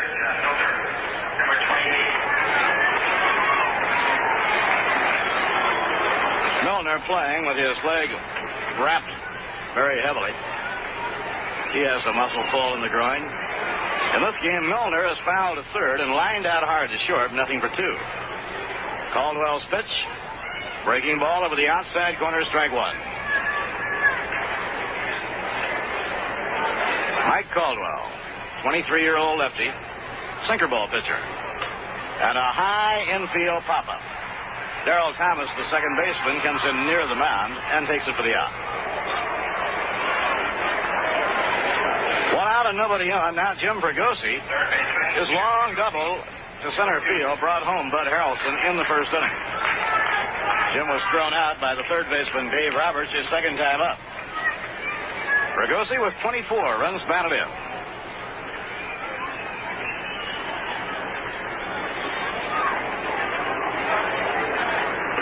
High, outside, one ball and no strikes.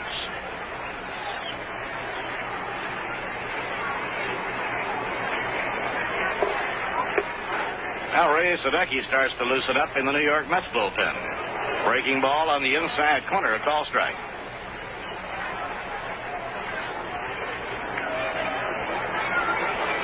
Next pitch by Mike Caldwell is foul back up on the screen. He was jammed by the left-hander, and the count is strike two.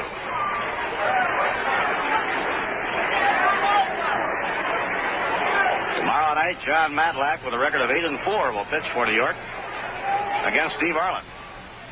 It's foul back upstairs. Arlen has turned in some outstanding ball games. He recently shut out the Pirates in Pittsburgh and followed that with a one-hitter. Two-strike delivery and a fly ball hit in the air to left center. Moving over is John Jeter, and he's under it and has it. 2 outs and the base is clear in the bottom half of the sixth. Jim Beecham takes his turn at bat. Reached on a base hit to deep short in the fourth inning. 1 for 2.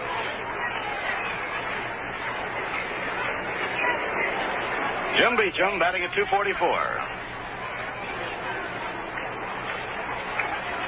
Buzz Capra getting up in the bullpen along with Ray Sadecki. And a fastball by Caldwell for a call strike on the outside corner. The base hits are even, and the score is 2-1 New York. And a fastball on the inside corner, a strike.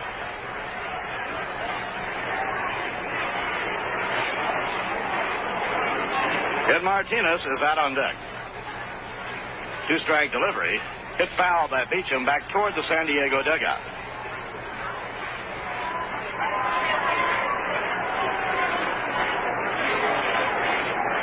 He joined us late. The Mets won the first game 2-0 with Tom Seaver pitching a one-hit shutout. Foul ball coming straight back. Don Zimmer and Roger Craig changing the starting rotation of the Padres with Bill Greif and Fred Norman going to the bullpen. Mike Caldwell and Mike Corkins moving into the starting rotation, along with Clay Kirby and Steve Arlen. Outside and low, 1 ball and 2 strikes.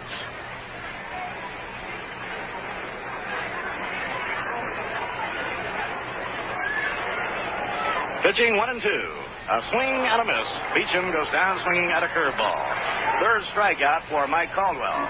No runs, no hits, no errors, and none left. At the end of 6 innings, the New York Mets 2, the San Diego is 1.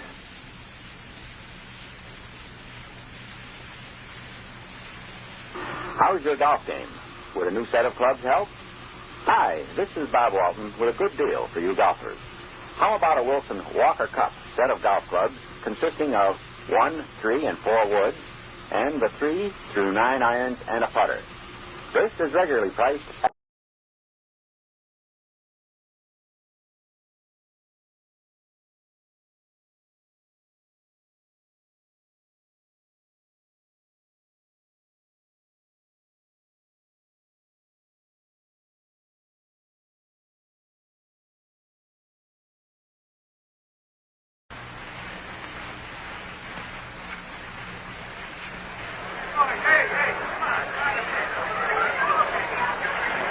John Jeter's up to lead off now for the Padres.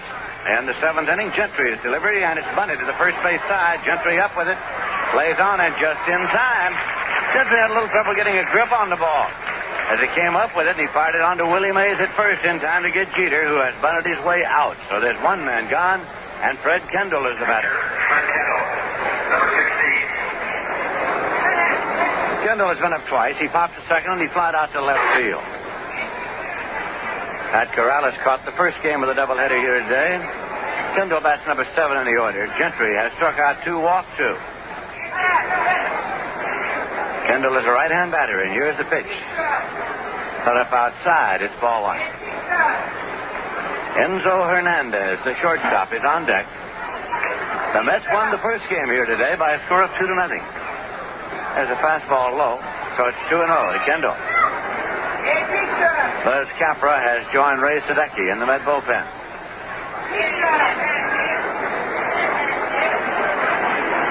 Mets are leading the Padres by a score of 2-1. Gentry's 2-0 delivery now to Kendall. Swung on foul back. It's out of play, and it's 2-1.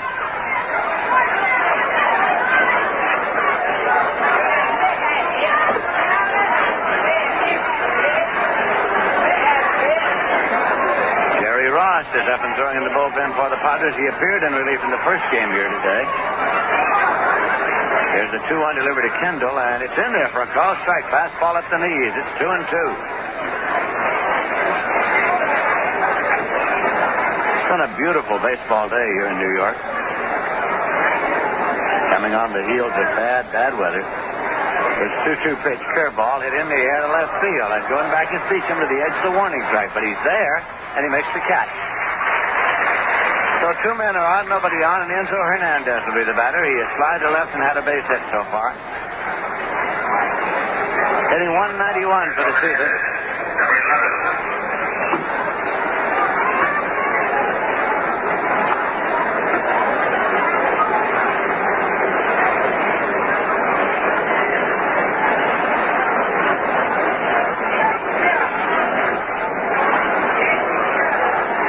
Pitch from Gentry to Hernandez. Curveball lined into right field. It's in for a base hit.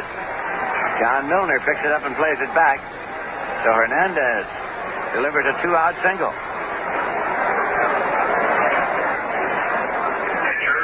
Mike Caldwell is coming up. He has struck out and bunted into a double play so far.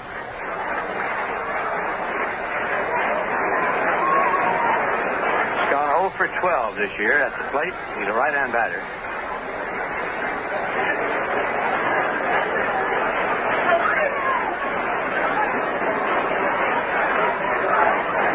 Gentry looks into Jerry Gertie for his sign as Willie Mays holds against the runner, Enzo Hernandez at first base. Gentry sets up and checks now. Here's the pitch, curveball, and it's right in there for a called strike. 0-1 to Caldwell, followed in the order by Darrell Thomas.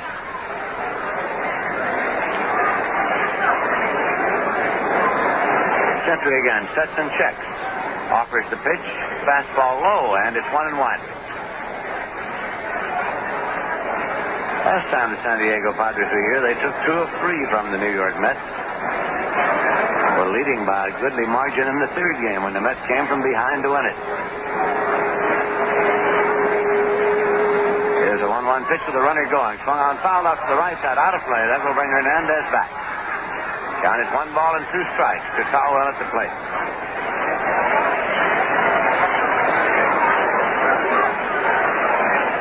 This is the only scheduled doubleheader for the 4th of July in all the major leagues. One will be played in Atlanta, a twilight doubleheader between the Braves and the Cubs, but that was necessitated by an earlier rainout and postponement. This one is the only one scheduled.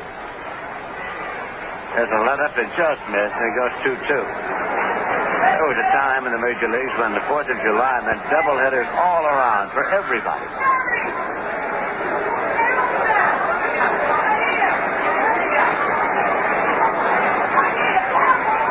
Gentry looks for a sign, and he gets it. Hernandez leads at first. Here's a swing and a ground ball towards short. Charged by Harrelson. He overruns it, and all hands are safe. Bud tried the bare hand play. It scored as a base hit. Wasn't it hard? Just by the mound toward Harrelson. He tried to charge it and come up with it barehanded. Reached for it, but could not control it. So the official score says make it a base hit. Darrell Thomas is up now with a tying run in scoring position at second base and the possible go-ahead run on at first. 2 men out. Padres batting in the 7th inning. The Mets leading them 2-1.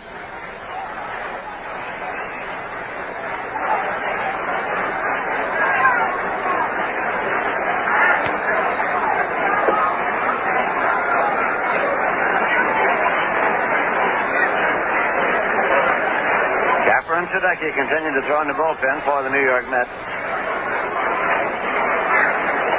Padre runners leading at first and second as Gentry takes the sign. Sets up now. Here's the pitch to Thomas. Swung on and hit in the air deep to right field. It's way back. Milner goes to the wall. Milner there. One hand hits for the out. Milner one-handed the ball. Leaned back against the wall and right, and the side is retired. Well, it was a long way by Darrell Thomas. But it's no runs, 2 hits, no errors, and 2 left. And in the middle of the 7th inning, the score is the Mets 2 and the Padres 1. Head for Lake Lonely and the Club Circle Restaurant and Motel. Like a horse and carriage, the races followed by the Club Circle go together. Lunch, dinner, or maybe just a little snack of cheese and crackers or clams, steamed or on the half shell. You'll find the atmosphere most relaxing at the Club Circle Restaurant and Motel out Crescent Avenue on Lake Lonely. Come as you are.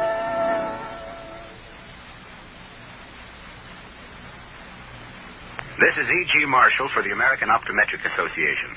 All of us marvel at the wonder of television, but we seldom think about the far greater miracle that enables us to enjoy it, our vision. If you're not seeing as well as you should, your vision specialist is ready to help you.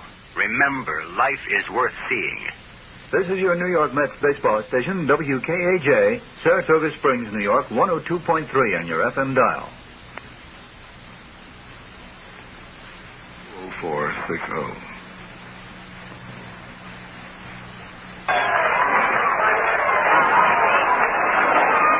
New York Mets are up now in the bottom of the 7th inning, and it's Ted Martinez to lead off. He is 1 for 2 in this game. Martinez had 3 hits in the first game of today's doubleheader, so that his batting average for the season is now .293.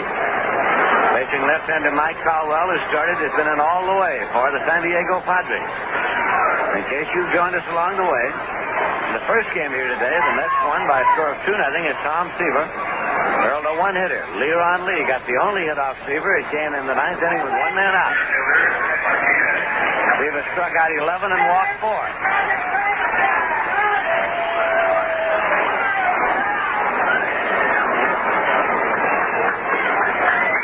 Martinez steps into the batter's box.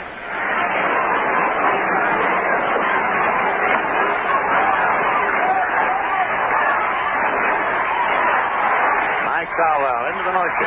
Pitch is swung on line into left for a base hit. That's 5 for Martinez. Up with it is Lee. Plays it back. Martinez turns and holds. He's had 5 base hits in the doubleheader, 2 in this game. Jerry Grody is coming up now. He's been up twice and each time grounded into fourth place. See how manager Yogi Berra plays it now. Grody's the number 7 man in his order. Boswell is the following batter. The Mets are leading by a score of 2-1. As his bullpen plenty warm with Sadecki and Capper still throwing down there. Boswell is followed by Gentry. Third baseman, Dave Robertson on the grass now in anticipation of a sacrifice attempt. He figures the Mets will try to build a run here. Grody has listed sideman. Eddie Yost at third. Colbert's holding against the runner at first.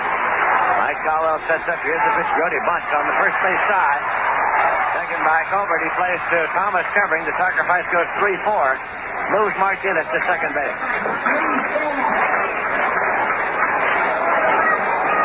3-4 on the sacrifice, so Martinez is at second base. Danny Priscilla is up and throwing now in the bullpen for the New York Mets, along with Sadecki. Priscilla and Sadecki.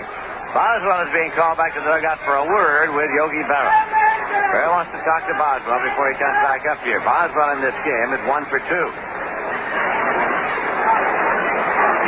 Now here comes Don Zimmer, the manager of the San Diego Padres.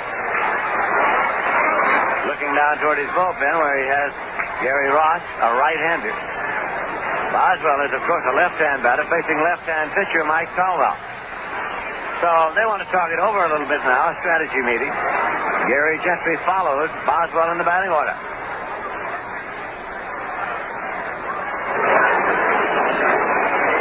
The tying run is at second base.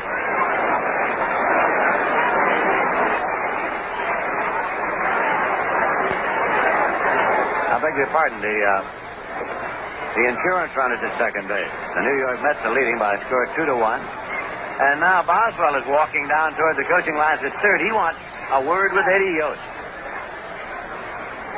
Boswell and Yost meet about halfway. Martinez at second base. Gentry is out there on deck wearing the jacket. Boswell now walks back toward the batter's box.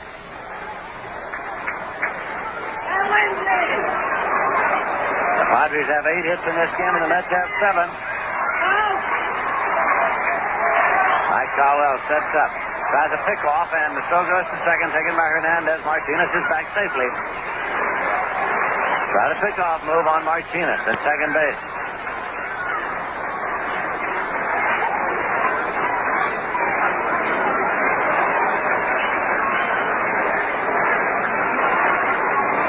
Again, Cowell sets up. Pitch to Boswell comes inside for a ball. It's 1-0. Don Zimmer in the dugout of the San Diego Padres, looking at his personnel sheet he's just taken from his hip pocket. Let's see who the New York Mets might put up for Gentry in case Boswell should be able to work out a walk. That pitch is in for a called strike. It's 1-1. Caldwell's trying to work carefully, Boswell, with the pitcher following him in the batting order. They don't want to put him on, and neither do they want to allow him to deliver a base hit to bring home a run. But Gentry to follow him in the batting order. Here is the 1-1 pitch, but now a pickoff attempt at second, not in time.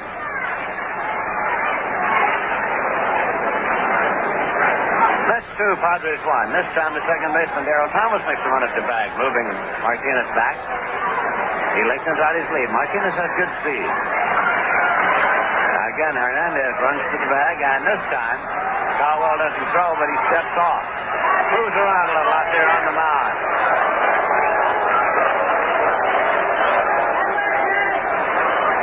Again, Caldwell sets up. Martinez has taken his lead. The 1-1 pitch breaks in there for a called strike. It's 1-2 now to Ken Boswell.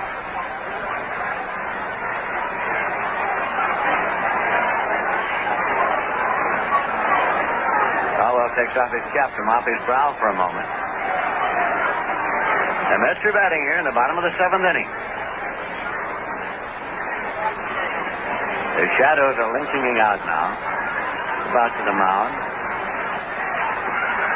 Again, Hernandez moves to the bag, but Martinez gets there before he does, and Caldwell fakes but does not throw.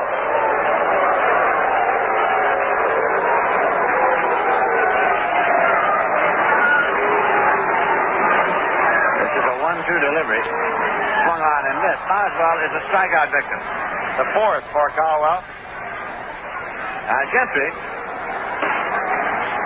starts up there, still has his jacket on. Gentry still has his jacket on. He hasn't peeled it off yet as he walks up toward the plate looking back. Now stops. unbuttons the jacket. And here comes Tommy Agee out to bat for Gentry. Agee will bat for Gentry.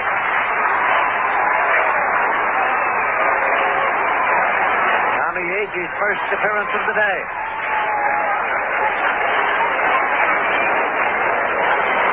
Gentry has pitched 7 innings. Given up 1 run on 8 hits, struck out 2, walked 2. Priscilla and Sadecki throwing in the bullpen. Right now, it's just the right-hander. Just Priscilla. Agee's hitting .251 for the year, 5 homers, 28 runs batted in. He's been sidelined with an injury, full of a groin muscle. But he is appearing here as a pinch hitter. With 2 men out, he's trying to get the run in from second base. That pitch is in for a called strike. Willie Mays is on deck. The Mets are leading by a score of 2-1. Martinez moves off the bag at second. Caldwell steps off the rubber.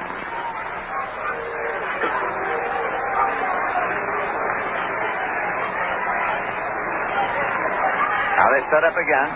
Agee has the bat cocked. And the pitch is right in there for a called strike. It's 0-2 to Agee. He turns, walks slowly around from the plate, picks up a handful of dirt, rubs his hands together, and moves back up to the batter's box. Mike Caldwell, the young left-hander, 23 years of age, has gone ahead of Agee, 0-2.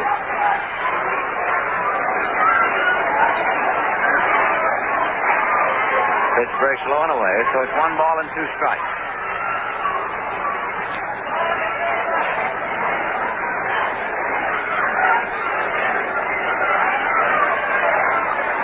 Gary Ross continues to throw in the bullpen for the San Diego Padres. Here's a 1-2 pitch, swung on and landed to right field. It is a foul ball. Just over the head of first baseman Nate Colbert. A twisting line drive that went foul down the right field line. So, Martinez, who was off and winging, returns to second. Agee has broken the bat. Gets another. The count to him is 1-2.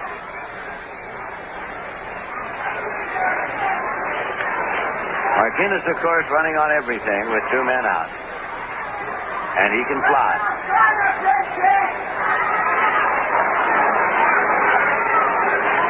Caldwell set. Here's the pitch. Low, and it's blocked by Kendall, hit in front of the plate.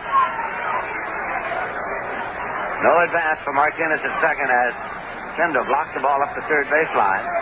2 balls, 2 strikes to Tommy Agee.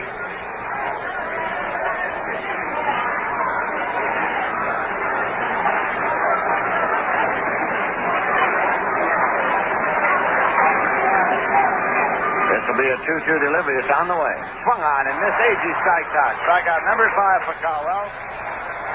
No runs, a hit, no errors, and 1 left. And at the end of 7 innings, the score is the Mets 2 and the Padres 1.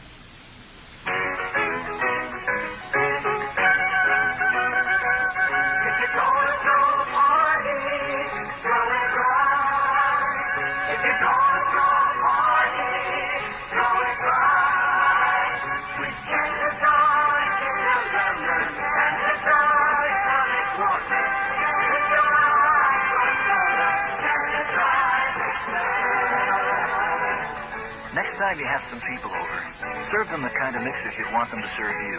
Canada Dry. If you're gonna throw a party, throw it dry.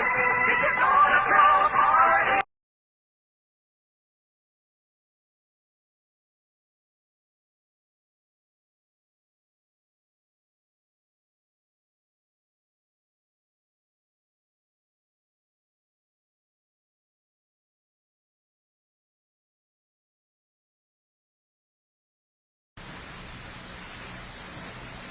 Dan Priscilla has come in to do the pitching now for the New York Mets, making his 19th appearance of the year, all in relief. He has won 3 and lost 2.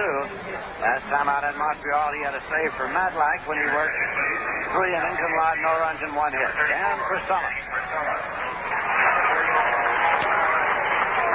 He'll be facing the number 2 man in the order, Dave Roberts, as soon as he takes his warm-up pitches here.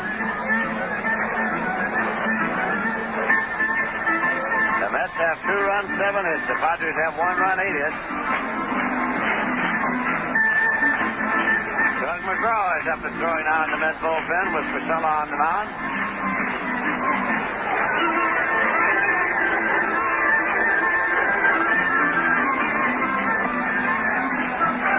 Priscilla has an overall record of 3 wins and 2 losses.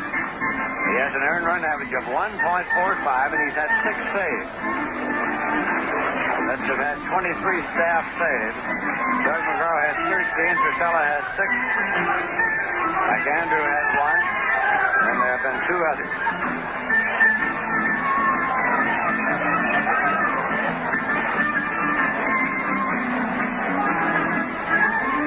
Dave Roberts has gone 0 for 3, grounded into a force play, fly to center, and grounded out second to first.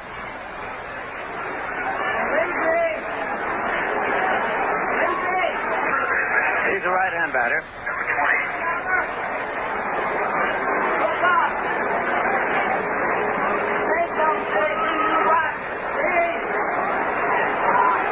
Priscilla's taking a moment now, working on the baseball, standing on the infield grass before coming up onto the mound. Stops by the rosin bag as he does come up. Specializes in a forkball that dips as it arrives at the plate. That's the pitch that brought him back to the major leagues, actually. This pitch is bunted foul. Hey, Roberts, trying to bunt his way on, just got that end of the bat on the ball, and it's strike 1.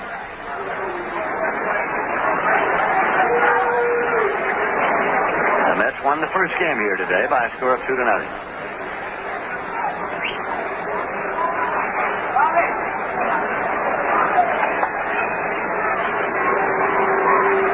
Priscilla's pitch to Dave Roberts. Swung on and missed it. Strike 2. Leron Lee is on deck.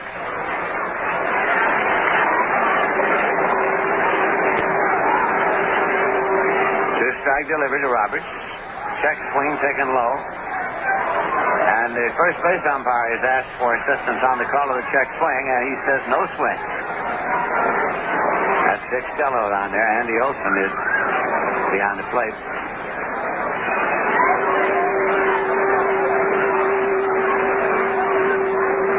1-2 pitch outside. It's 2-2 now to Dave Roberts.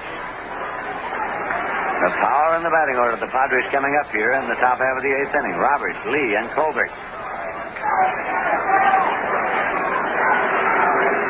Now the pitch started and time has been called. Priscilla was really in the act of delivering when he looked and saw plate umpire Andy Olson holding up his hand. So Priscilla walks around, comes back up on top of the mound now and looks in for the sign. Here's the 2-2. Swung on and missed, struck him out. Priscilla notches his first strikeout, 1 away. Leron Lee coming up. We pause for station identification. This is the New York Mets Baseball Network. This is your New York Mets baseball station, WKAJ, Saratoga Springs, New York, 102.3 on your FM dial.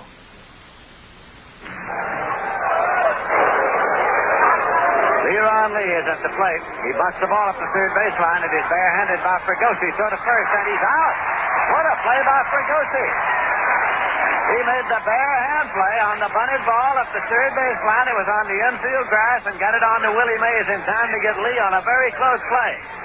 So Leron Lee, who played the role of the spoiler in the first game, when he delivered the only hit that the Padres got off Seaver, and it came with 1 man out in the ninth, has been thrown out for the second out of this inning, and Nate Colbert's up. The Mets are leading here by a score of 2-1. Colbert flied to center, walked, flied to center in this game, 0 for 2. Priscilla's pitch swung on and missed it, strike 1. 2 men out with nobody on base.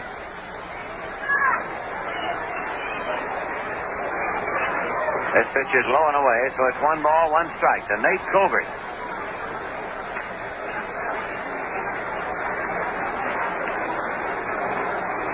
Cody sends out a sign to Priscilla. Here's the 1-1. Swung on, fouled off. It's 1-2. Crowd of more than 40,000 paid here this July 4th. See the Mets and Padres in a holiday doubleheader. Mets were to have played a doubleheader yesterday in Montreal. as a result of having had a game rained out earlier this year, but yesterday they had the entire doubleheader rained out, so they'll have to make that up the last week of the campaign, October 2nd and 3rd. Back-to-back twilight doubleheaders against the Montreal Expos, followed by a single night game on the final night of the regular season, October 4th. Here's the 1-2 pitch. Just a little high, and it's 2-2.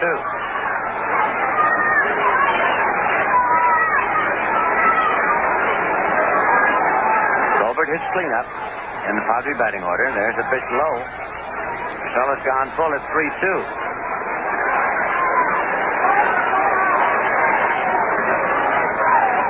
Fella has walked down to the infield grass. Now comes back up. Here's the payoff pitch to Colbert.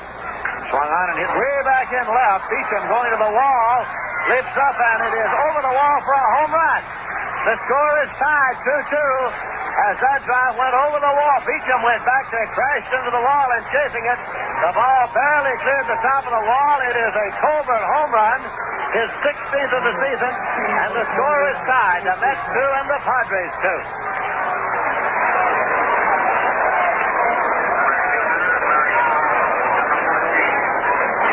So with 2 men out and nobody on base, Larry Stahl is up. He's 1 for 3. It was a 3-2 pitch from Frisella to Colbert that he hit over the wall into the Padre bullpen. Jim Beecham, playing left field, chased it back, went up and crashed into the wall and crumpled at the base of the wall. Pitch to Stahl, fouled off and out of play. It's strike one. The New York Mets got a run in the first, a run in the third, and they've been nursing it along. They saw the Padres score 1 in the 6th. And now the Padres have scored their second run of the day and have tied this game at 2-2.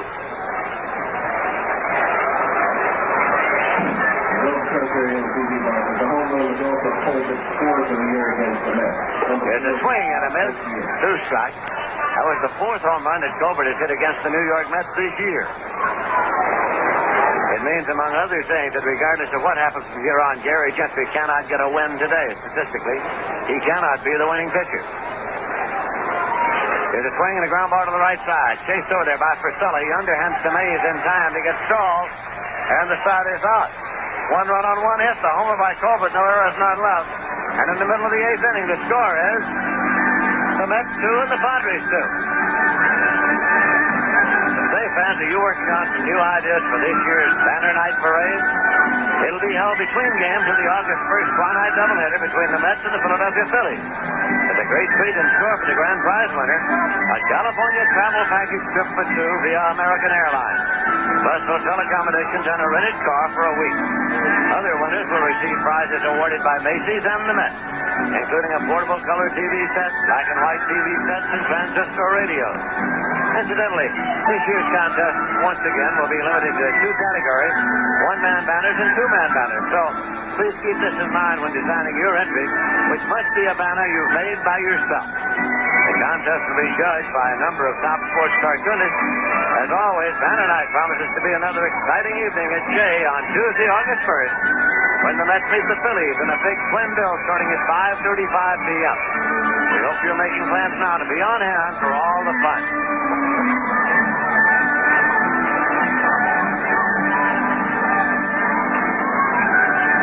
Mike Caldwell has been in all the way in this ball game for the San Diego Padres, and the Mets will have the top of their batting order up in the bottom of the 8th inning. Willie Mays, Bud Harrelson, and John Milner.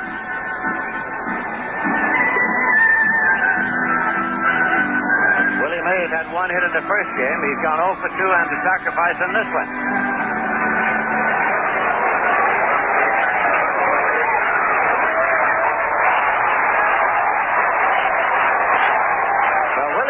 Is at the plate. Third baseman Dave Roberts guards the line. He's even with the back. The left-hander deals a pitch, and it's high and tight to Mays for ball 1.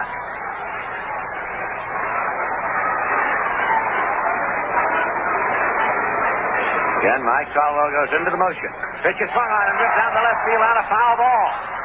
Mays got around and drilled it down the left field line, but a foul ball, and the count is 1-1.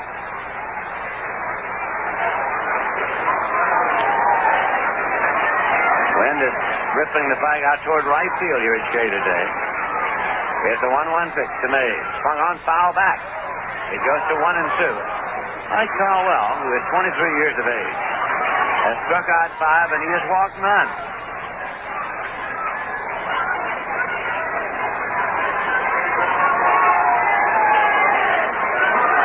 Mays back in and waiting now with a 1-2 count.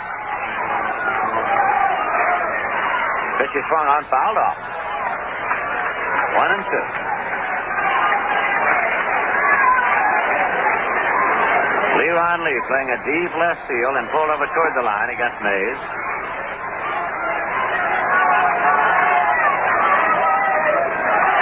Here's the 1-2. Just missed. And it's 2-2. Red Kendall having a few words to say to umpire Andy Olson about the call on the last pitch. Here's the 2-2. Inside, it comes all the way back. So the count is full at 3-2 to Mays. Caldwell has not walked a batter in the ballgame.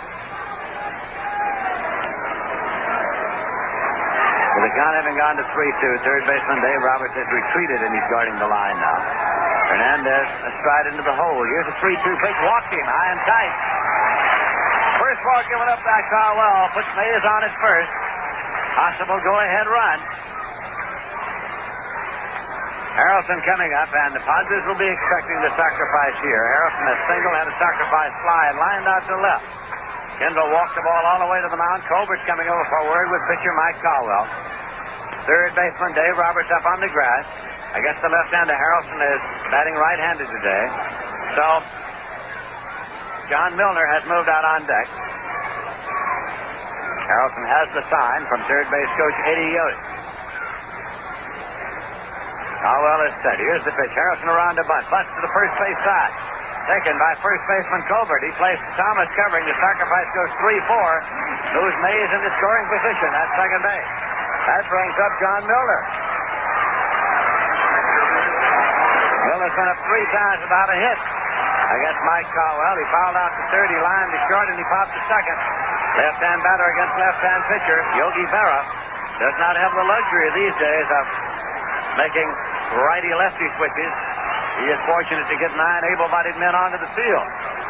Gary Ross is up and throwing now in the San Diego bullpen. The Mets 2, the Padres 2, and the Mets have a runner at second with 1 man out here in the bottom of the 8th inning. The chant of "Let's Go Mets." Caldwell has a sign now. He sets up. Mays lead. Here's a pitch, and it's high for a ball to Milner. Jim Fragosi's on deck.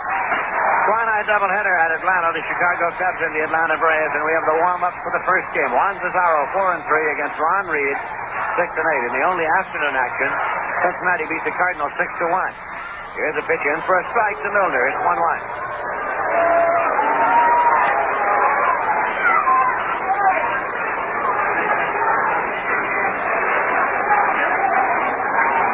Hayes strolls off the bag at second. Lincoln's the lead out a little bit. Caldwell sets up. Checks and steps off. The only walk he's given up in this entire ball game was to Mays, leading off this inning. This is a 1-1 offering. Swung on, have it on the ground to the right side. Taken by second baseman Thomas. He goes to first in time. Mays moves to third. 2 away. Fragosi's coming up. Fregosi doubled to drive in the first Met run in the first inning. Far over the head of center fielder John Jeter. Since then he's grounded out and flied out. Red Kendall goes out to the mound for a word with pitcher Mike Caldwell. Jim Beecham is on deck.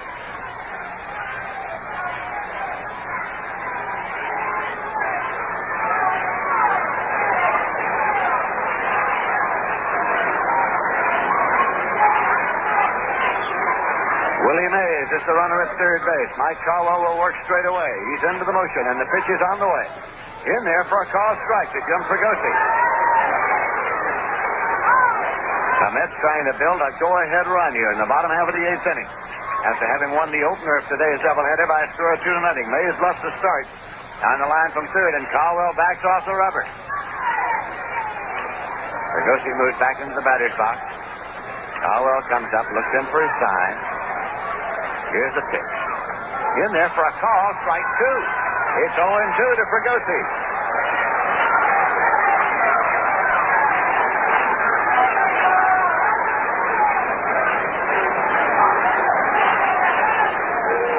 Hayes lengthens his lead out, down toward the plate. Cowell steps off and bluffs the throw. Nobody covering, so he keeps the baseball. Just trying to tighten Mays up a little bit. Fregosi at the plate with an 0-2 count. Here's the pitch. Swung on and fouled off to the right side, into the seats and out of play. The count holds at 2 strikes to Jim Fregosi.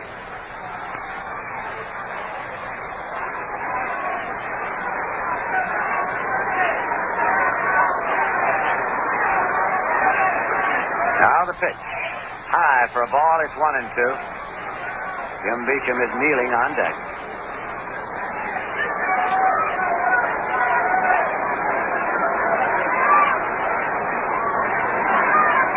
Cowell towed the rubber, stepped off, popped the ball in the glove, looks again, goes into the motion, the 1-2 pitch. Swung on and fouled off.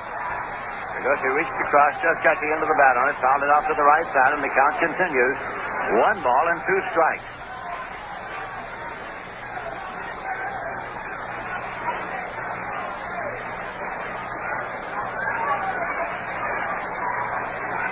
Hayes takes the lead at third base. And the pitch. Throwing it on the ground, foul to the left side, rolling off out of play. Still 1-2 to Fregosi. He's trying to get Willie Mays in from third base with the go-ahead run.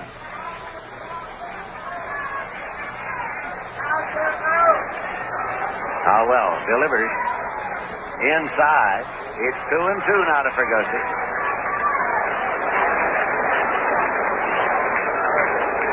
Cowell walks out to the infield grass, pops the ball in the glove one time, walks back up now toward the rubber. Here's the 2-2 pitch. Swung on and missed, struck him out to retire the side. Fregosi throws the bat away, strikeout number 6 for Cowell. No runs, no hits, no errors, a walk, and Mays stranded at third. Score at the end of 8 innings is the Mets 2 and the Padres 2. College students, would you like to help make history? Would you also like to share in and make your name a living part of a proud tradition? The Marines have been tough and streamlined for almost 200 years, and they intend to stay that way. They planted the American flag on the shores of Tripoli, raised the stars and stripes at the Palace of Montezuma during the Mexican War, were the first to land in Europe in World War I, and raised Old Glory atop Iwo Jima. They are always ready, always willing to serve their country. The Marine Corps always aims for excellence and will accept nothing less. So if you would like to be an officer of Marines, you'll first...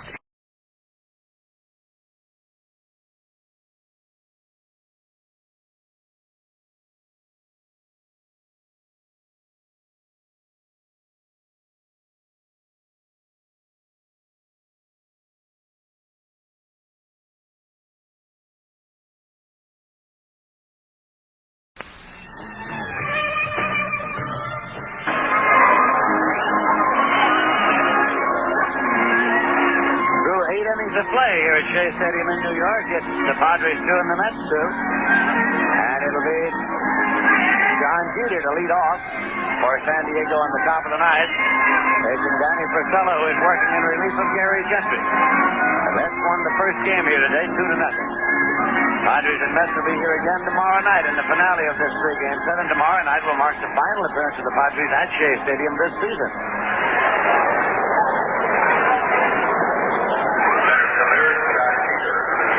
Jeter grounded into a forced play, grounded into a double play, grounded into a forced play, and bunted his way out. So he's down 0 for 3.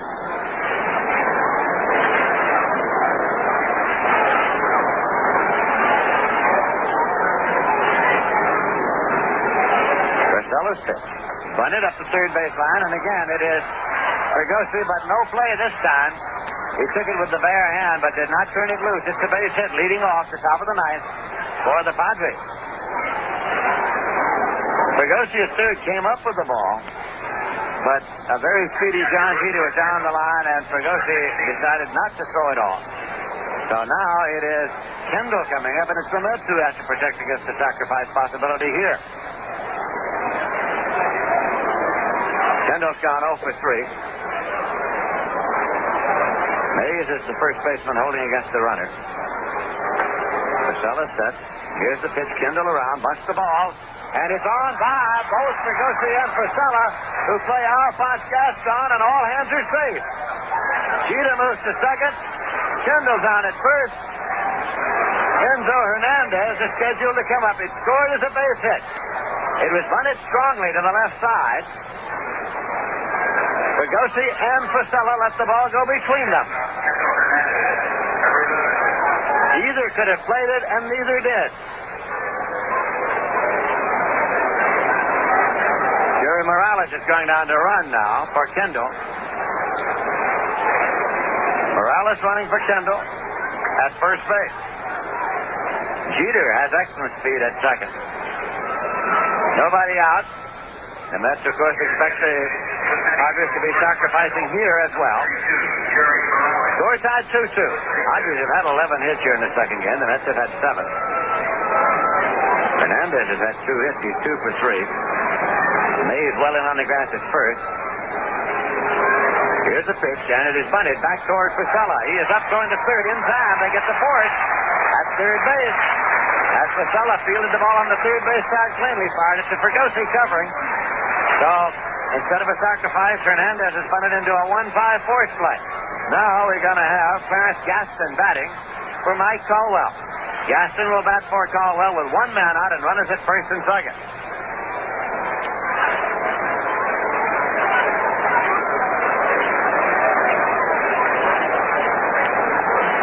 Gaston played in the first game here today.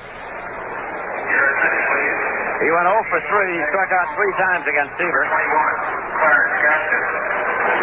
hitting .237 for the year with 2 homers and 8 runs batted in.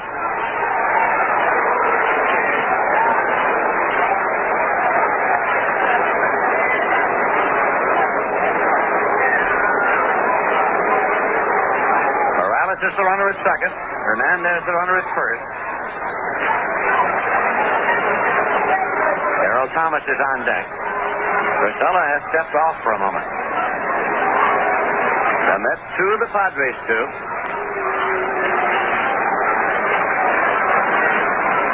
Now Purcell again set. Here's the pitch.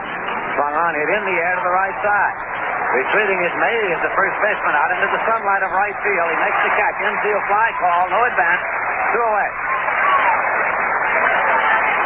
And Earl Thomas will be coming up. Thomas, who delivered a base hit in the 6th inning and scored the first run of the day for the San Diego Padres.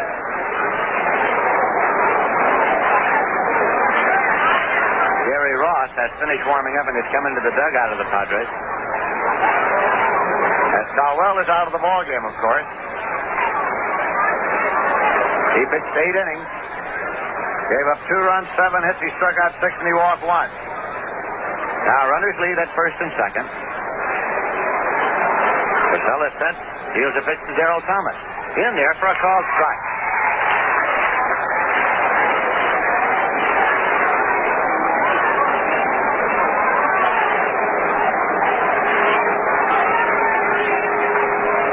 Thomas has had 2 hits and a walk in this game. Chokes up on the bat. There's a pitch missing outside. It's 1-1. Thomas is hitting .248 for the season. Padres are batting in the top of the 9th inning, and here is a 1-1 delivery. Swung on and missed. It's 1-2. Chicago Cubs did not score in the top half of the first inning. The Atlanta Braves coming to bat. First game of a twilight doubleheader in Atlanta.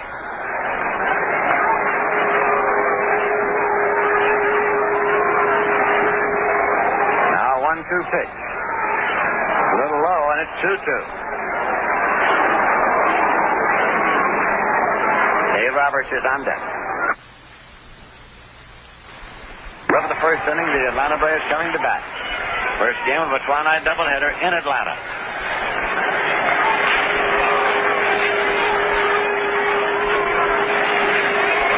Now 1-2 pitch. A little low, and it's 2-2. Dave Roberts Roberts is on deck.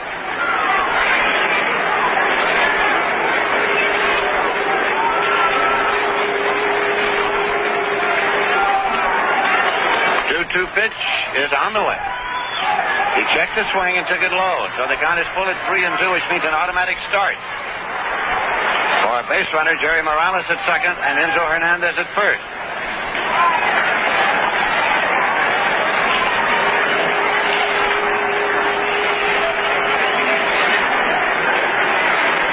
Runners take their leads. There they go. Here's the pitch swung on and hit in the air to right field. And it is in there for a base hit. Knocked down by Milner. One run has scored. 2 runs are scoring as the throw goes to second base. So Morales scored from second. Hernandez scored from first. And the Padres lead by a score of 4-2.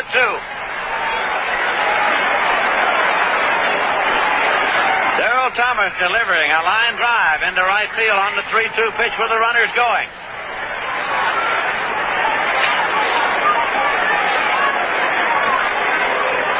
Brings up Robert.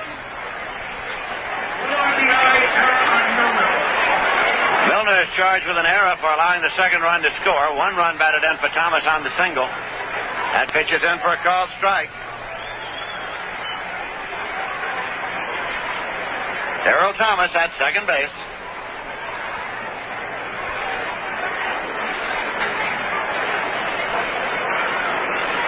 Casella's pitch low and away. 1-1 now to Roberts. San Diego 4 and the New York Mets 2 in the second game of this doubleheader.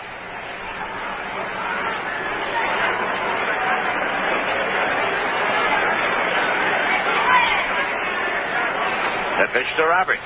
Swung on and it is popped up to the right side in foul territory. Grody coming to the stands and tries to reach in and does reach in and pulls it out for the put-out. Jerry Grody swung the catcher's glove over into the box seat and pulled that ball over the railing for the put-out to retire the side.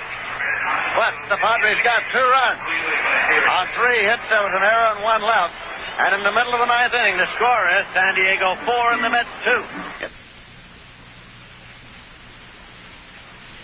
Hello, this is Warrant Officer Brian Fuller of the Glens Falls Composite Squadron Civil Air Patrol. Did you know that the Civil Air Patrol is now in its 3rd decade of service to the nation? And did you know that the local Civil Air Patrol has openings now for boys and girls 13 to 18 still in school for the cadet program? Many instructional programs are available covering a wide variety of subjects such as aerospace education, navigation and weather, first aid instruction, and even obtaining an FAA private pilot's license if you qualify.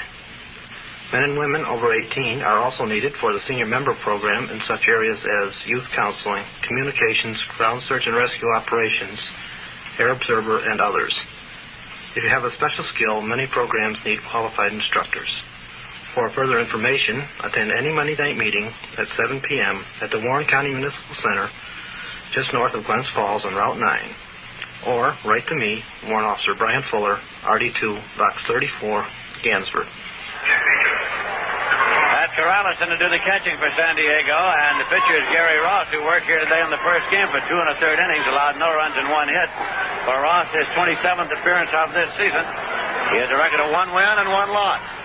Ross working in relief of Caldwell, who's the pitcher of record. Beecham's up, and the pitch is high for a ball. Jim Beecham is 1 for 3 in this game. He's followed by Teddy Martinez and Jerry Grody in the Met batting order. The Mets are trailing about 2 runs as they bat here in the bottom half of the 9th inning. The Mets won the first game today, 2-0. Gary Ross delivers, and the pitch is in for a called strike. It's 1-1.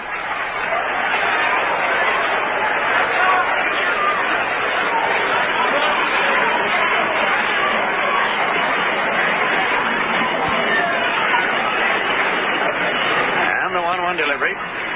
Curveball is hit in the air to center field, way back out there. Jeter gets there now and waits and makes the catch at the edge of the warning track. John Jeter hauled it in, and it's 1 away here in the bottom of the 9th inning. Teddy Martinez, he's had 2 hits in this game. He's had 5 hits in the afternoon. He had 3 hits in the first game. Martinez has a season batting average now of .299. Gary Ross trying to save this one for Mike Caldwell, who is the pitcher of record. pitch is swung on and popped up to the right side in foul territory. Colbert is there in the track, and he makes the catch. Nate Colbert takes the foul pop, and 2 Mets are out there down to their last out of the ball game. Jerry Grody is up. Jerry Grody is 0 for 2 in the sacrifice.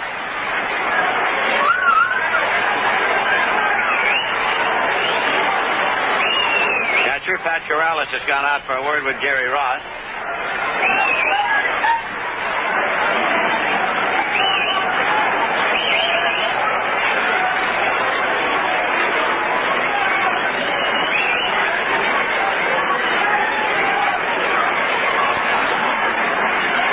Into the motion. Here's the pitch, and it's a fastball in there for a called strike to Jerry Grody. 2 men out with nobody on base. Padres 4, Mets 2, bottom half of the 9th inning.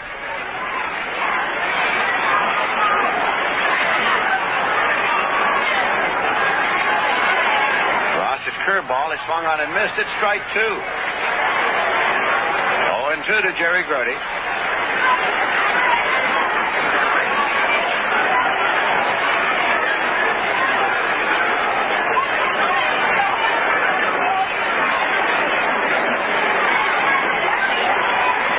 The 0-2 pitch. Outside. It's 1-2.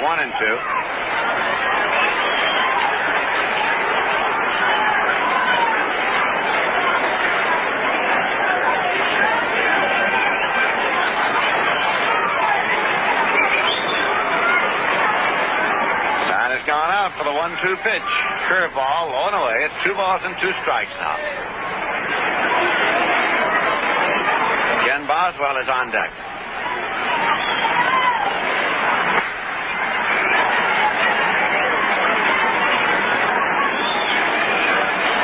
Goody's still outside the batter's box.